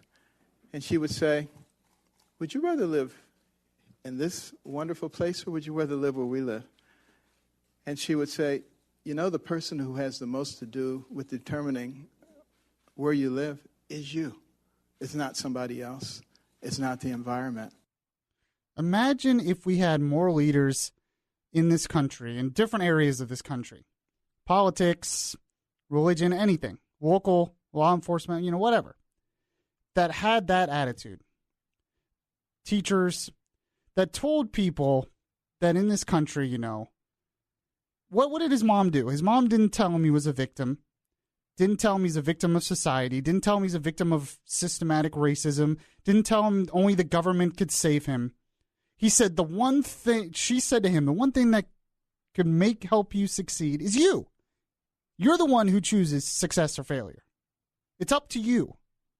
We have so much opportunity in this country, but it's up to us as individuals. And Ben Carson's message there, to me, is inspiring. Imagine a leader saying that, because all our leaders do now is they tell you you're a victim. They tell you you're a victim of something and someone else. And so every group in this society blames their problems on someone else. And it just creates more problems. And here's an inspiring story from an inspiring leader, from an inspiring life, who was a success despite all the odds, because he didn't buy into that narrative. You're just a victim. But he went out, worked hard, and was able to succeed. Imagine if we had that attitude in more places in our country. It would be great. All right, this is Beyond Reason Radio. We have a lot more to get to. One more hour to go and plenty of stuff to talk about. Beyond Reason Radio. I'm your host, Michael Yaffee. We'll be right back.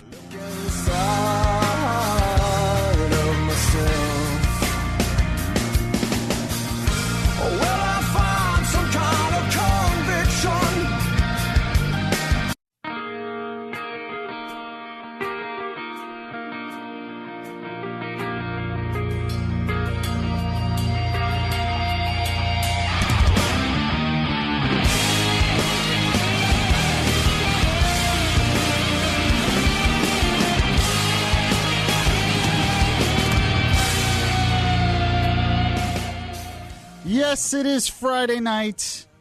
We've already done 2 hours, but we still have one more hour to go of Beyond Reason Radio. I am your host, Michael Yaffee. I am joined by producer Tom Benson. You can always call at 407-916-5400 or text to 23680. A lot going on, a lot of news this week. Not a shortage of things to talk about. In the first hour, we talked about Paul Ryan's town hall.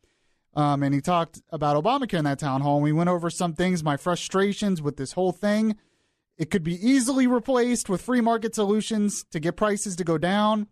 I'm tired of the Democrats talking about, well, the free market was tried and it failed. No, it hasn't been tried in a long time. Trust me on that. We've just grown government involvement for even before Obamacare. But CNN apparently has this new thing now, I guess, where they do town halls with leaders in Congress, leaders of the party. And, we talked about they did the Paul Ryan one. He's the Speaker of the House. By the way, Paul Ryan is very good in that setting. I was surprised how good he was. If he's going to run for president one day. Do you think Paul Ryan will run for president one day? I know it's not likely a Speaker of the House to become president. It's very rare. He's already third in line to the presidency now. True. Probably. I wouldn't be surprised if he did. A lot of people wanted him to run this time. Yeah, well, I don't think he's ready for prime time yet. No, but he's definitely trying. He's definitely trying. He's definitely up there. There's talk now. There's so much talk on the Democrat side. They don't know what to do.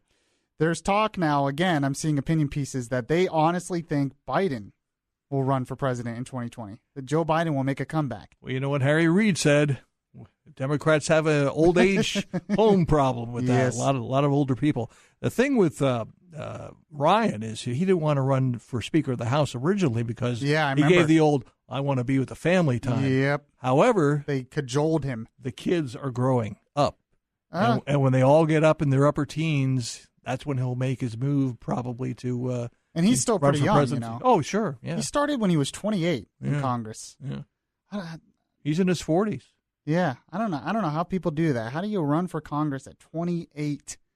I am 30 and I can't imagine running for Congress, but that's just me. So we'll see. But yeah, they think there's some out there who think that the whole reason Obama did the Medal of Freedom thing to Biden was to set up him again so he could eventually run. It was kind of like a coronation, a passing of the torch from Obama to Biden for Biden to run again. I don't know about that, but I could see why some people would think that. I mean, Biden is kicking himself for not running this time. He's like, man, I could have won. I could have won. What was I thinking? He's thinking that. So despite that, the CNN has these town halls, and they did a town hall earlier this week with Senator Bernie Sanders, the socialist, the commie. I'm just going to call him the commie. Because apparently Bernie Sanders is like the spokesman now for the Democrat Party. Have you noticed that? And he's the guy who went to Russia on his honeymoon. Yeah, I forgot about that. Comrade Bernie. Oh, my gosh. So why could you imagine getting married and telling your wife, hey, let's go to Moscow for our honeymoon? Well, they spend their weekends watching Dr. Zhivago over and over and over again. Man, I can't imagine many wives out there will be like, yay, let's go to Russia. Now he's got some giant mansion, Bernie Sanders out there making all kinds of money. Russia is beautiful in February. He won't if you say so. I don't know about that. But he did a town hall earlier this week, and he was asked, he doesn't know how to respond to this because he's a communist. I mean, this kind of floors me. I shouldn't be surprised, but it does floor me that an admitted socialist is now the spokesman pretty much for the Democrat Party. He is now the spokesman. But he was asked, there was a guy who asked a question, a small business owner, asked a question of Bernie Sanders at the CNN town hall about, regulations, talking about regulations are killing us. And Bernie Sanders' response. So we'll go through it here. This is how it started. My question is this. I'm a business owner, and we just keep getting kicked in the teeth by this administration. It's regulation after regulation and tax upon tax. What Donald Trump does understand is the complexities of business and, to reward the person who takes the risk. So really, my question is, this country was founded on entrepreneurship. Why is this administration so against the business owner? Please tell me. Okay, stop right there. Pause right there for me. They are against business. That's why it's a big reason why Trump won. Whatever you think of Trump, Trump is definitely more positive towards business. They are. So the small business owner saying, look, this is the regulations, taxes, all this stuff. This kills me. This ruins entrepreneurship in this country. What is with the Democrat Party? Because they're going more socialist. Socialism is not with business. It's not good. Although some big businesses kind of like it because they get special deals from the government and all that stuff, and they don't have to compete. But the small business owner is not benefiting from socialism. Trust me on this. So I think this is a great question to ask Bernie Sanders. So this is Bernie Sanders' response. The Obama administration you're referring to is so against the business owners. When you talk about tax increases, really? Obama did. I don't know your income, and I'm not concerned about your income. Obama did raise taxes on the top. He raised taxes on the top 1 or 2%. And you know what? I would have gone further. I think the wealthiest people in this country are doing phenomenally well. 52% of all new income generated today goes to the top 1%. So you and I may have a difference. But, I do believe that billionaires... Stop right there.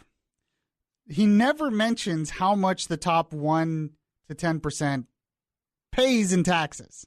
Never ever mentions that. They pay their percentage of the tax revenue from the top 1% is very large. I need to look up the exact stats, but they pay a lot more percentage of taxes in this country. It comes from that top 10 to 1%. They're already paying the majority of taxes, okay? But it's never enough. But this whole idea, because there are people that tell me, well, it's just unfair, and they want it to be fair. Equal justice under the law. But taxing big business more is not equal justice under the law. Equal justice would be taxing everyone the same percentage. I mean, we can never do that. Flat tax? No. That would be awful for working families. Remember, they always use that term, working families. So, and the other thing is, the whole issue is they say that these big companies are cheating on their taxes. That's why they're not paying enough. They're cheating on their taxes. Well, if they're cheating, what's raising the rate going to do? Raising the rate isn't going to help if they're cheating. They'll just cheat on that too. So it doesn't encourage them to come back into this country. It encourages them to cheat more. Does it not? See, this is what they don't understand about business. This is why socialists don't understand about the free market economy. They don't understand how it works. And it's class warfare, and it's the whole same thing. Bernie Sanders continues on here. And multimillionaires should be paying more in taxes. I'm a business owner. I'm not a multimillionaire. I'm not a billionaire. Okay? I mean, you haven't lived until you put a payroll on your credit card. This is the reality of the backbone of this country. Well, the backbone of this country, I think we should support entrepreneurship. I think we should support small business. But I am not supportive of large multinational corporations that make billions a year in profit and don't pay a nickel in taxes, nor am I supportive of those corporations who throw American workers out on the street and then move to China or to Mexico. Okay, stop right there. If you think Bernie Sanders thinks that the backbone of this country is the small business owner, the entrepreneur, you're insane. Yeah. Does anyone actually believe that? He's talking like a politician here, too. Oh, of course he is a politician. He's doing double speak. He's telling this guy what he wants to hear. Yeah. Bernie Sanders is a communist. Communists hate entrepreneurs because they believe that entrepreneurs are working off the back of the worker. And they see them as a threat to their own ruling power. Exactly. Yeah. They think government is the backbone, but they think the worker, quote unquote, the worker is the backbone. Like the workers are slaves and entrepreneurs are big and evil and whipping them and forcing them into labor. That's kind of how they portray, but that's not how it works. That's not how it works. So if you think, oh, the entrepreneur. Now you talk about multinational corporations going overseas and all this stuff. This whole idea that corporations are evil, it's a common communist thing. What do corporations do? It is not, I talked about this in a show a couple weeks ago. I would go to it. What is the role of a business? The role of a business is not to create jobs. The role of the business is not to provide you a job. It is not to provide you health care. It is not to provide you anything. The role of the business is to make a product or service that you are willing to trade your money for so you can make money off of it. When you start a small business, and I know a lot of you, are you thinking, oh, I have to do this so I can create jobs? Nobody's thinking that when they start a business. They're thinking, I have a skill, I want to provide for myself, and I'm going to start a business to provide for myself and my family. And I have an idea, and I'm ready to take the risk to make that idea come through. And I'm going to sell it in the free market in a competitive economy. But when you have someone like Bernie Sanders, they think the role of business in this country is to provide you a job. And all that does is screw up everything. It just screws up everything. So their conversation continues here. I think we should be supportive. Do you think there's space to work with Trump on that? He's talked a lot about getting rid of regulations. Well, you can't say what does that mean? Should a small business or a large business be able to pollute the water or the air or the food? No. I hope you don't believe that. I don't pollute air. I don't pollute water. I don't pollute food. However, when these rules and regulations come in to cover all of business, and you're trying to start a business, it's tough enough in the Jim, I think we should take a look at it, but it's, the devil is in the details. We got to see what those regulations are. Some of them, by the way, may not all. It's very easy to blame Barack Obama for everything, by the way. Some of those regulations may be state, maybe they're local. I don't know exactly the federal regulations that you But you're saying you're open to looking at it. Of course, look, if there's a regulation that doesn't make any sense, why do you keep it? All right? But some of them, if you're talking about, you have some folks out there who really want the freedom to pollute our air or to pollute our water. They want to get rid of those regulations. I don't agree. So, there you go. The idea that the businesses are polluted, that all the regulations now are about polluting our air and they always use that. The businesses are polluting our air and our water. So, what was a big regulation in the past couple of years? Forcing restaurants to post calorie counts. Is that polluting our air and water? Is that really a necessary regulation? It's to keep you safe from poison. From calories. Okay. And a lot of businesses, it costs them money to have to do that. They have to put it on their menus, and they have to do all. Pizza places had a tough time with it because they, you can get all kinds of different kinds of pizza. So you don't know what the calories are. Sure. So you talk about e-cigarettes. They heavily regulated cigars and e-cigarettes this year. How is that polluting anything? In fact, e-cigarettes are helping a lot of people get off smoking. So this whole idea that we need all these regulations, and now they say that carbon dioxide is a pollutant. So we're regulating carbon dioxide, what you exhale, what is a basic life thing, necessity for life in this world. Well, look at California. They want to they want to regulate flatulence from cows. Exactly. Because they want to put a tax on them. You have X amount of cows, that means you have to pay X amount of dollars because you have that many cows. Right. So you're a small business owner. You want to create a business, and you have all these regulations. It costs a lot of money. Not only that, but permitting and all this stuff. And you have Bernie Sanders who says, well, it's not fair. the top 1% are getting everything and they're screwing you. But this is the other thing that bothers me about Bernie Sanders. Well, Bernie Sanders just wants it to be fair. He wants to get rid of the benefits that all these multinational corporations are. Okay, maybe he does. But do you think he wants to get rid of the subsidies to green energy companies? Do you think he wants to get rid of the special benefits that big unions get? No. He just wants to transfer it from one special interest to the other. You know, you look at someone like Rand Paul, who actually believes in equal justice under the law, who actually believes we should all abide by the same regulations, by the same taxes, by the same rules, and then a free market could truly exist. Because we talked about the role of business is to make money, to provide you a good or service that you want to buy in a competitive market.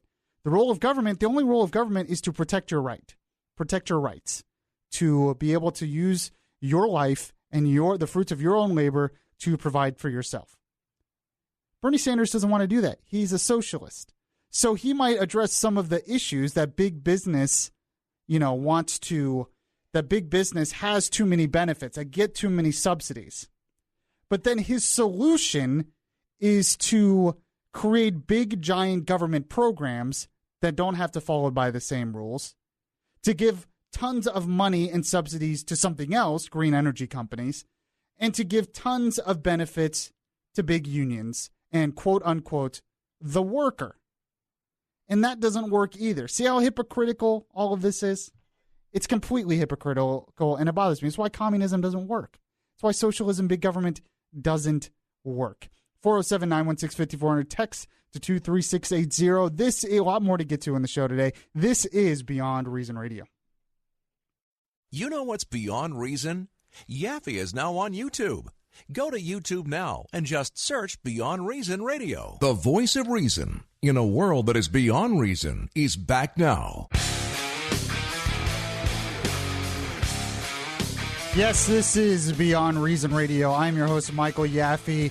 In the next segment, we will have the much anticipated Beyond Reason Trump Twitter update. The much anticipated Beyond Reason Trump Twitter update. So you'll want to stay tuned for that as well. So, Tom Benson, let's see if you can answer these questions. Oh boy, with what Bernie Sanders has been saying here. Quickie quiz here.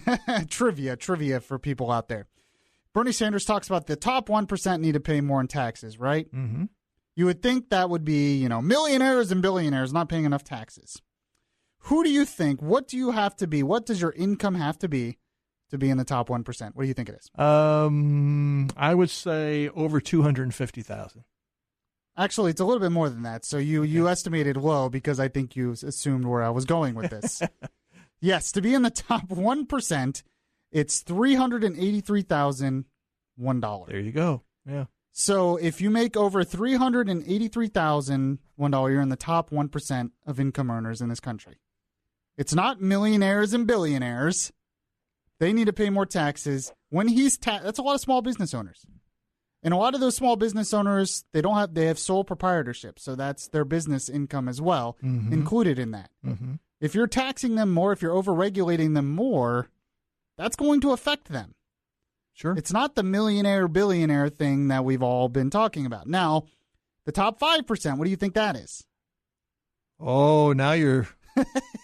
I'll go with my 250 again. No, it's actually much less. If you are in the top 5%, to be required in the top 5%, it's $188,001. Is that right? Mm-hmm. Over $188,000. Top 10%.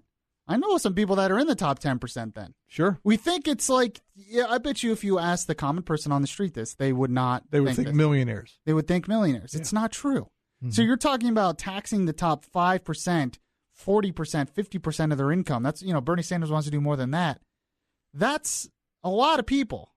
That's not the George Soroses of the world. That's not the Warren Buffetts of the world. That's the guy who lives maybe in Lake Mary, who owns a plumbing business that's become locally successful that you're taxing. Because they think, they're not contributing to what society has given them. And that's the other thing. You notice Bernie Sanders says that? It's like these people just won life's lottery, and society has given them these benefits, and they have to give back. It's not that they've earned it on their own. You didn't create that. The government created that. Exactly. Yeah. You didn't build that. Someone else made that happen. Yeah. Saying stuff like that kills individual initiative. Sure. Stifles competition. Of course you built that.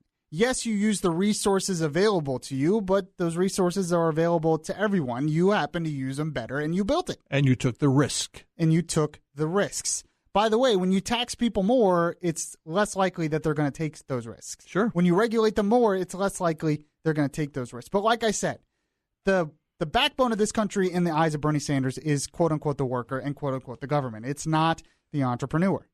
So the top 10%. To get in the top 10%, you have to be 100. You have to make 140,000. Now remember, this is a lot of two-income households as well. You have joint accounts by married couples. Sure. So you're taxing families. Yeah. To be in the top 25%, 89,125. Is that right? Yeah. So this is according to the New York Times, by the way. Mm-hmm. So, and then you have, the stats that we pointed out a lot in terms of the federal income tax. 45.3%, nearly 5 percentage points higher. Let's see. That will pay no federal income tax. It's like 45% of people in this country pay no federal income tax. So we talk about how the system's unfair. The system's unfair to the worker. The system's unfair to the lower of society. That's pretty close to half. And yet most of those people that Bernie Sanders is talking to don't pay any federal income tax. They pay it and they get it all back in a refund, or they get other benefits, or they get tax credits, and they get all these other benefits, and yet we talk about how the system is unfair and that the rich are benefiting way too much. It sounds a little like trickle-down economy that they always want to blast Reagan for. Exactly. Make the upper wage earners in the U.S. pay more, and we'll trickle it down to the government to you. Well, that's the difference. Reagan wanted to have the free market work those things out. The socialists want government to work those things out. But usually the socialist just takes the money, wastes it on government programs that don't work, and then makes everyone even more poor and the country poorer as a whole. So just some interesting stats on that as well. Okay, we have the much-anticipated Trump Twitter update coming up. The much-anticipated Trump Twitter update will be coming up soon. This is Beyond Reason Radio. I'm your host, Michael Yaffee. We'll be right back. You want to listen to Beyond Reason Radio live on your smartphone? Download the Beyond Reason Radio app now. Available in the Google Play or Apple App Stores. This is Orlando's Smart Talk Radio. Beyond Reason Radio continues now.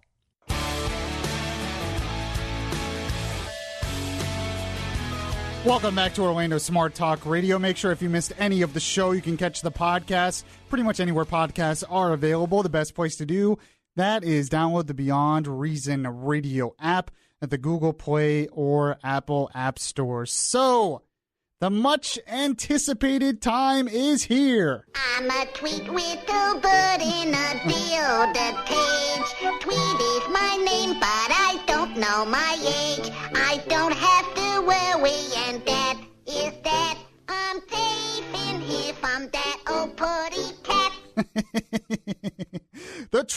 The Beyond Reason Trump Twitter update. The Beyond Reason Trump Twitter update is now. And he said a lot of interesting things today. Busy guy, huh? Yeah, so I purposely did not look at his tweets before just now. Okay. Because I wanted to react live and see what's going on. So just like all of you are probably finding out live, want to know what your president-elect is doing. So here it is. This is all since yesterday, since the last time I talked about his tweets. Let's see. First one that's out there. This is a nice tweet, just kind of general tweet that's out there. He says, all of my cabinet nominees are looking good and doing a great job. I want them to be themselves and express their own thoughts, not mine. That's pretty interesting. That's pretty good. Well, that's probably in response to the fact that some news media pointed out that certain members who were being questioned by the Senate yesterday had different views on certain topics than Trump did. Yes, exactly. So, but that's a good response, I think. That's good. So, yeah, I think that will just make him look even more good. All right, this is the tweet that got all the controversy today. Mm-hmm. As I'm actually reading more about this as I'm going through this. Okay. He says this: "It now turns out that the phony allegations against me," which we talked about a lot in the past couple days, "were put together by my political opponents and a failed spy afraid of being sued." Now, I did not know that part, so I'm trying to find more information on that. I heard about the spy and everything, but I didn't know he was afraid of being sued. It's very interesting. He said, "Totally made up facts by sleazebag political operatives, both Democrats and Republicans. Fake news. Russia says nothing exists.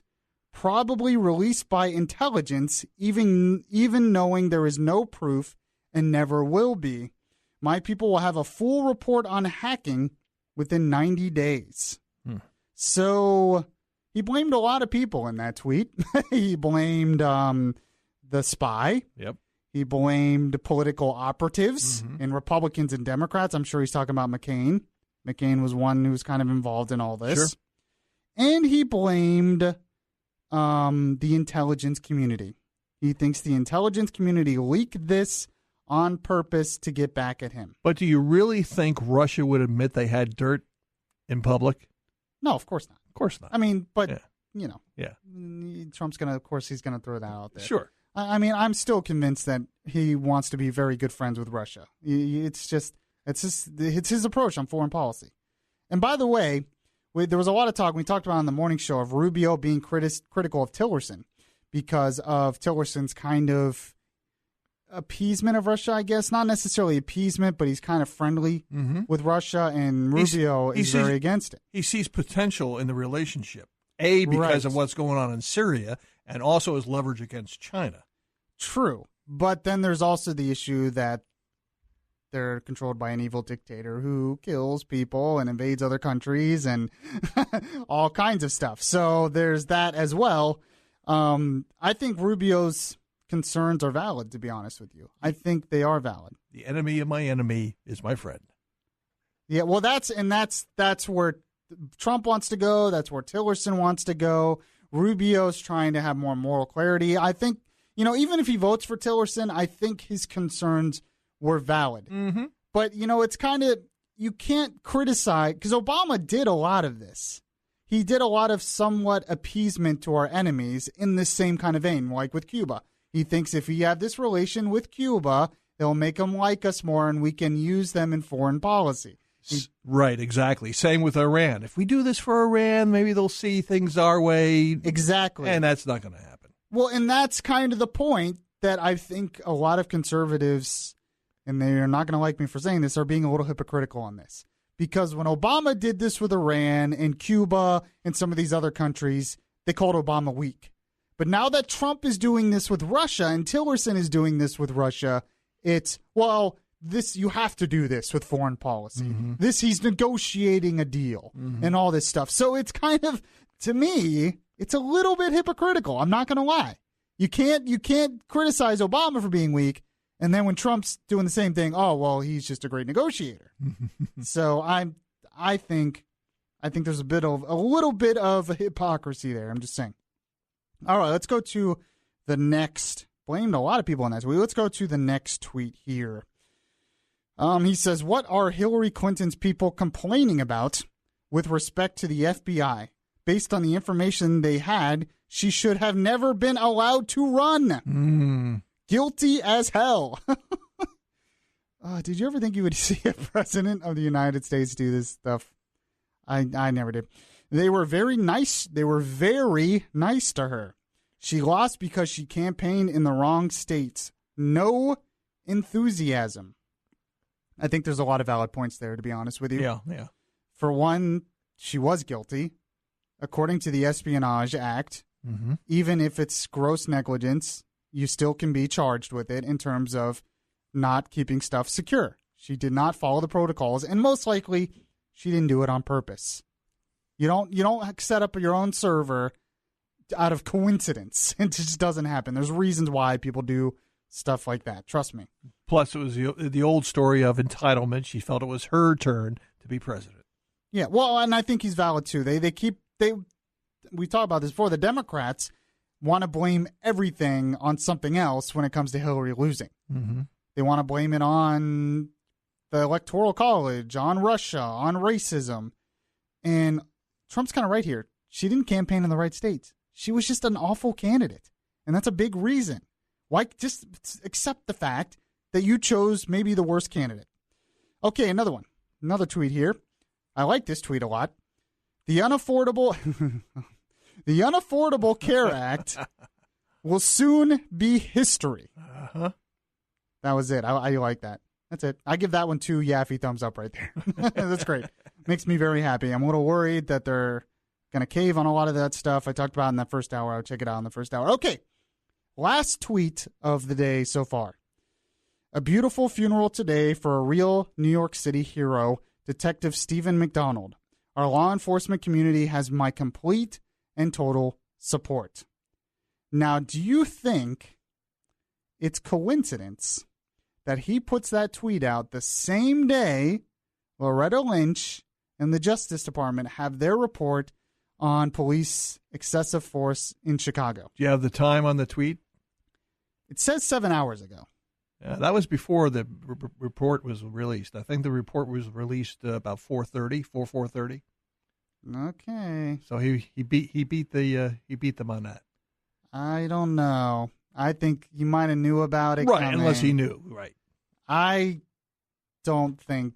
I wonder if that's a coincidence or not. Really, it's rather convenient. But stuff like that, like he just said there, when he's just straight out blunt about stuff, about his support for police, that's going to make him more popular.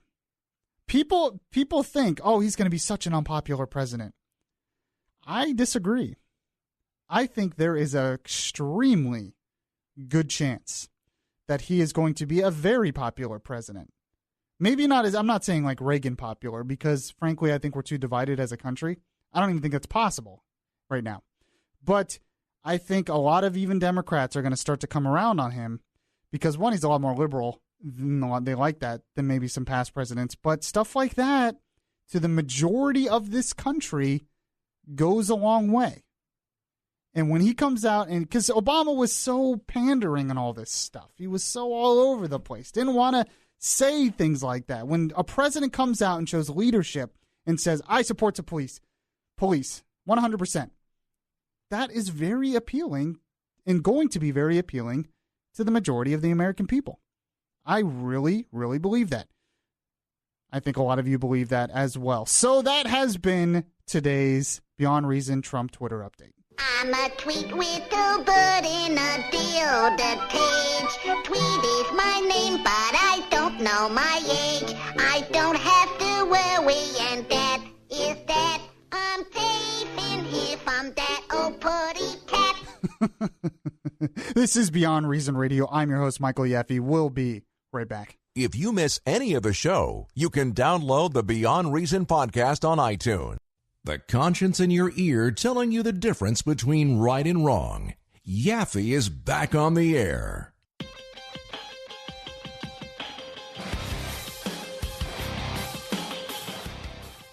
Welcome back to the show, everyone. This is Beyond Reason Radio. I'm your host, Michael Yaffee, the voice of reason in a world that is beyond reason. I thank you all for joining me. We've had a lot. We've talked about a lot we've addressed in this show. In the last hour, we had a great call from a former New York City cop, because we were talking about the DOJ report on Chicago police and saying they've used excessive force and against blacks specifically. So we had this really great call from a former New York City cop about his experiences as a cop, about what he thinks about a lot of these Department of Justice inquiries, and what he thinks about race relations in this regard. And it was really enlightening, I think. Really gave a lot of perspective, which a lot of people in this country need, frankly. But it gave a lot of perspective on that whole issue. So when I post the podcast of this show, I would go back to that second hour, definitely listen to the conversation I had with him on that call. Really, really good stuff. In the first hour, we talked about Paul Ryan and his town hall and how he was sort of talked about Obamacare, his solution for Obamacare. The guy who was a Republican said he was on Obamacare, saved his life. Then in this hour, of course, we've been talking about Bernie Sanders and his town hall and a bunch of other things as well. But I figured I would end the show with things that made me laugh. Things that made Yaffee laugh, because I think we need a good laugh before we get into the weekend. And there was a couple of things that were frankly very entertaining. And one of them just really I found, maybe I don't know why, I was like laughing out loud when I heard this because it was just so funny to me. We're going to go to women. There's these three women that were a part of 9 News Now. 2 anchors for 9 News Now. This is an Australian news outfit. And there was video kind of put out there that went viral from what happened before they were on the air. And what happened is there's 3 women, they were about to talk. You had the main anchor and then 2 other anchors on each side. There's a split screen. And what happened is they all happened to be wearing white. They all happen to be wearing the color white. And apparently this caused a whole scuffle, a whole bunch of problems. And hearing them talk about this off the air, it just, I don't know. The fact that they made such a big deal about this made me laugh. You had 3 anchors, the main anchor, Amber Sherlock, and then you had another one, Julie Snook. They're kind of going back and forth on this. And the third anchor, she's wearing white too, on another split screen, and she's just kind of laughing and everything about. I don't know why. I just found this funny. Maybe you'll find this funny as well. Here is the audio of that exchange. I need Julie to put a jacket on because we're all in white. I asked her before we came on. Julie, you need to put a jacket on. Flat out, I haven't had time. Does someone? Come on! I told you 2 hours ago. We know in the chat room. This is not. So I'm sorry. I've been flat out. Well, honestly. I'll call wardrobe and we'll get something. No, if you give me a second, if we can ask, I'm not sure who your lineup is today. If there's just a jacket floating around out there, ask Danica. Unless you want to run down and see if there's a jacket. No, you're right. No, you're right because you told me it's fine, Sandy, but there can't be 3 of us. No. And I've made this clear 2.5 hours ago. Such a big deal. Amber, if it's an issue, I can get on out of here. It is an issue. Go and grab a jacket. Jenny, someone able to grab me a jacket, please? They're so upset. I wasn't saying it for no reason. The wardrobe girls would be furious downstairs. I'm wearing blue for one, Amber. I don't want to be having this. It doesn't look like it. Jenny, get someone in, a producer. I told her there's 2.5. There's one hanging up outside the control room. Just get it on. There's a black one hanging up. There's a black one hanging up on the back of my one. If there's an issue, I can just head on out and get back to work because I'm flat chat. I genuinely forgot. Was that an Australian saying? Flat chat. I've made this. I told you. If it's an issue, I'll just jump on out. Honestly, fine. Jump on out. If that's what you'd like to do. Come on, wearing a jacket. So mad. I asked you 2.5 hours ago. It's not the hardest request. Amber, please. This is not the only thing I'm doing today. Yeah, there's one hanging on the rack. I know there's 2. I know Amber. It's not your issue, but I did ask Julie 2.5 hours ago. No, that's fine. If it's black, yeah. All right, so now she's putting on the jacket. She has a black jacket. Finally found it. It's such a big deal. I don't know. So crisis averted. You know, we can't have them all 3 wearing white. Now to head into the chat room, and joining me today is psychologist Sandy Ray in Melbourne and Nine's Julie Snook in Sydney. A big welcome to both of you. Thank you for joining us. Good afternoon. So once they get on the air, all is well. All is well. They're just happy best friends, but off the air they're sparring, and they're so angry. The look on their faces is really funny too. They're just so upset that they're all wearing white. I mean, I'm not in TV. Maybe this is why I'm in radio, because I don't have to worry about this stuff. But I guess maybe it is a really big deal to like news anchors and stuff. I don't know. Well, you can be sure that, as in Fox, there's somebody who's going to check all that out ahead of time. They probably have assigned clothing to wear. By the way, have you noticed on Fox that most of the anchors, they wear solid colored dresses. Sure. Oh, absolutely, yeah. It kind of creeps me out a little bit. I don't like it. Only the superstars get away with it. Yeah, only like the main, like in Fox. Greta Van Susteren never had to wear, quote, a uniform. Neither does Dana Perino on the 5. Well, and Ainsley Earhardt on Fox and Friends, she can wear kind of different things. But all the regular anchors, they have to wear these solid color. It's like, it makes me think of like a cult or something. It's just very strange to me. When I play them, like, it just looks weird to me. I don't know. I don't like it. Okay, another thing that made me laugh, and this was pointed out to me by Alan Spector earlier in the day, and I had to look it up. Horace Grant. Remember Horace Grant, the basketball player, when he played for the Magic? And what was the big deal with Horace Grant? He always wore the goggles. Oh, okay. He had the goggles. It was a big thing. Everyone knew the goggles. They used it in marketing and everything. Always had the goggles on. So there's a Foot Locker commercial out right now where Horace Grant is in it, and they don't recognize him without the goggles. He made such a name with the goggles. Here, just play the commercial. It's really funny. Draymond Green looking fresh in that Foot Locker gear, young fella. Thank you, sir. With all those MVPs on your team, you got to find a way to stand out. Trust me, I know. You play? You don't recognize me? He puts on the goggles. Yo, Horace Grant. See? He's right, you know. Actually, I'm okay for right now. Draymond, would you care for something? I don't work here. I'm Michelle Williams of Destiny's Child. Oh. Hey, you think you can introduce me to... He introduced, him to Beyonce. Sure. I love that. I just love that commercial because I grew up in Orlando, so I remember watching the Magic. The goggles were a big thing, and we cannot figure out. Nobody can tell me why they don't wear. Nobody wears goggles anymore. I guess contacts, but nobody wears goggles anymore in the NBA. But it was such a big deal, so I got a kick out of that. By the way, I get the same thing when it comes to Bud. People meet me and see me. Oh, can you tell Bud this? Can you tell Bud that? And it's like you realize I have my own thing too. My own show and my own. I'm not just connected to Bud at the hip here, but I get that a lot, so I understand that. This has been Beyond Reason Radio. Been a fun show. I hope I was able to make you laugh. I hope I was able to keep you informed, and I hope I was able to be a voice of reason in a world that is beyond reason. We will be back next week for another brand new episode. Friend me on Facebook, and you'll find out all the times we do Beyond Reason Radio. And I hope you all have a good weekend. God bless you, and I'll catch you next time. I look inside.